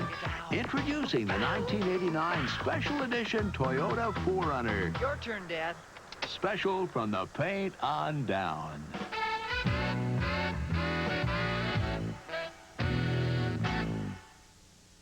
At the Civic Arena in Pittsburgh, the Penguins won Game 1 in the Patrick Division semifinal with the Rangers with a 3-1 victory, led by the most experienced playoff player on the Penguins. And Paul Coffey was the #1 star with 2 goals and an outstanding performance, leading the way for the Penguins. The second star was one of the young players, Kevin Stevens, out of Boston College, who led the way forechecking and collected his first playoff point with an assist on Coffey's game-winning goal. And the third star didn't look tired the way he seemed late in the regular season. Tony Granato was a disturber for the Rangers all night long and had a terrific game in a losing cause. Now time to name our TSN Turning Point. Brought to you tonight by Converse. The game was tied 1-1 after the first and stayed that way after the second. Then in the third period, on a power play, 10 minutes in, the Penguins, who scored more power play goals than any other team in the league, used the man advantage to their advantage. The shot from the point is blocked by Bob Frost.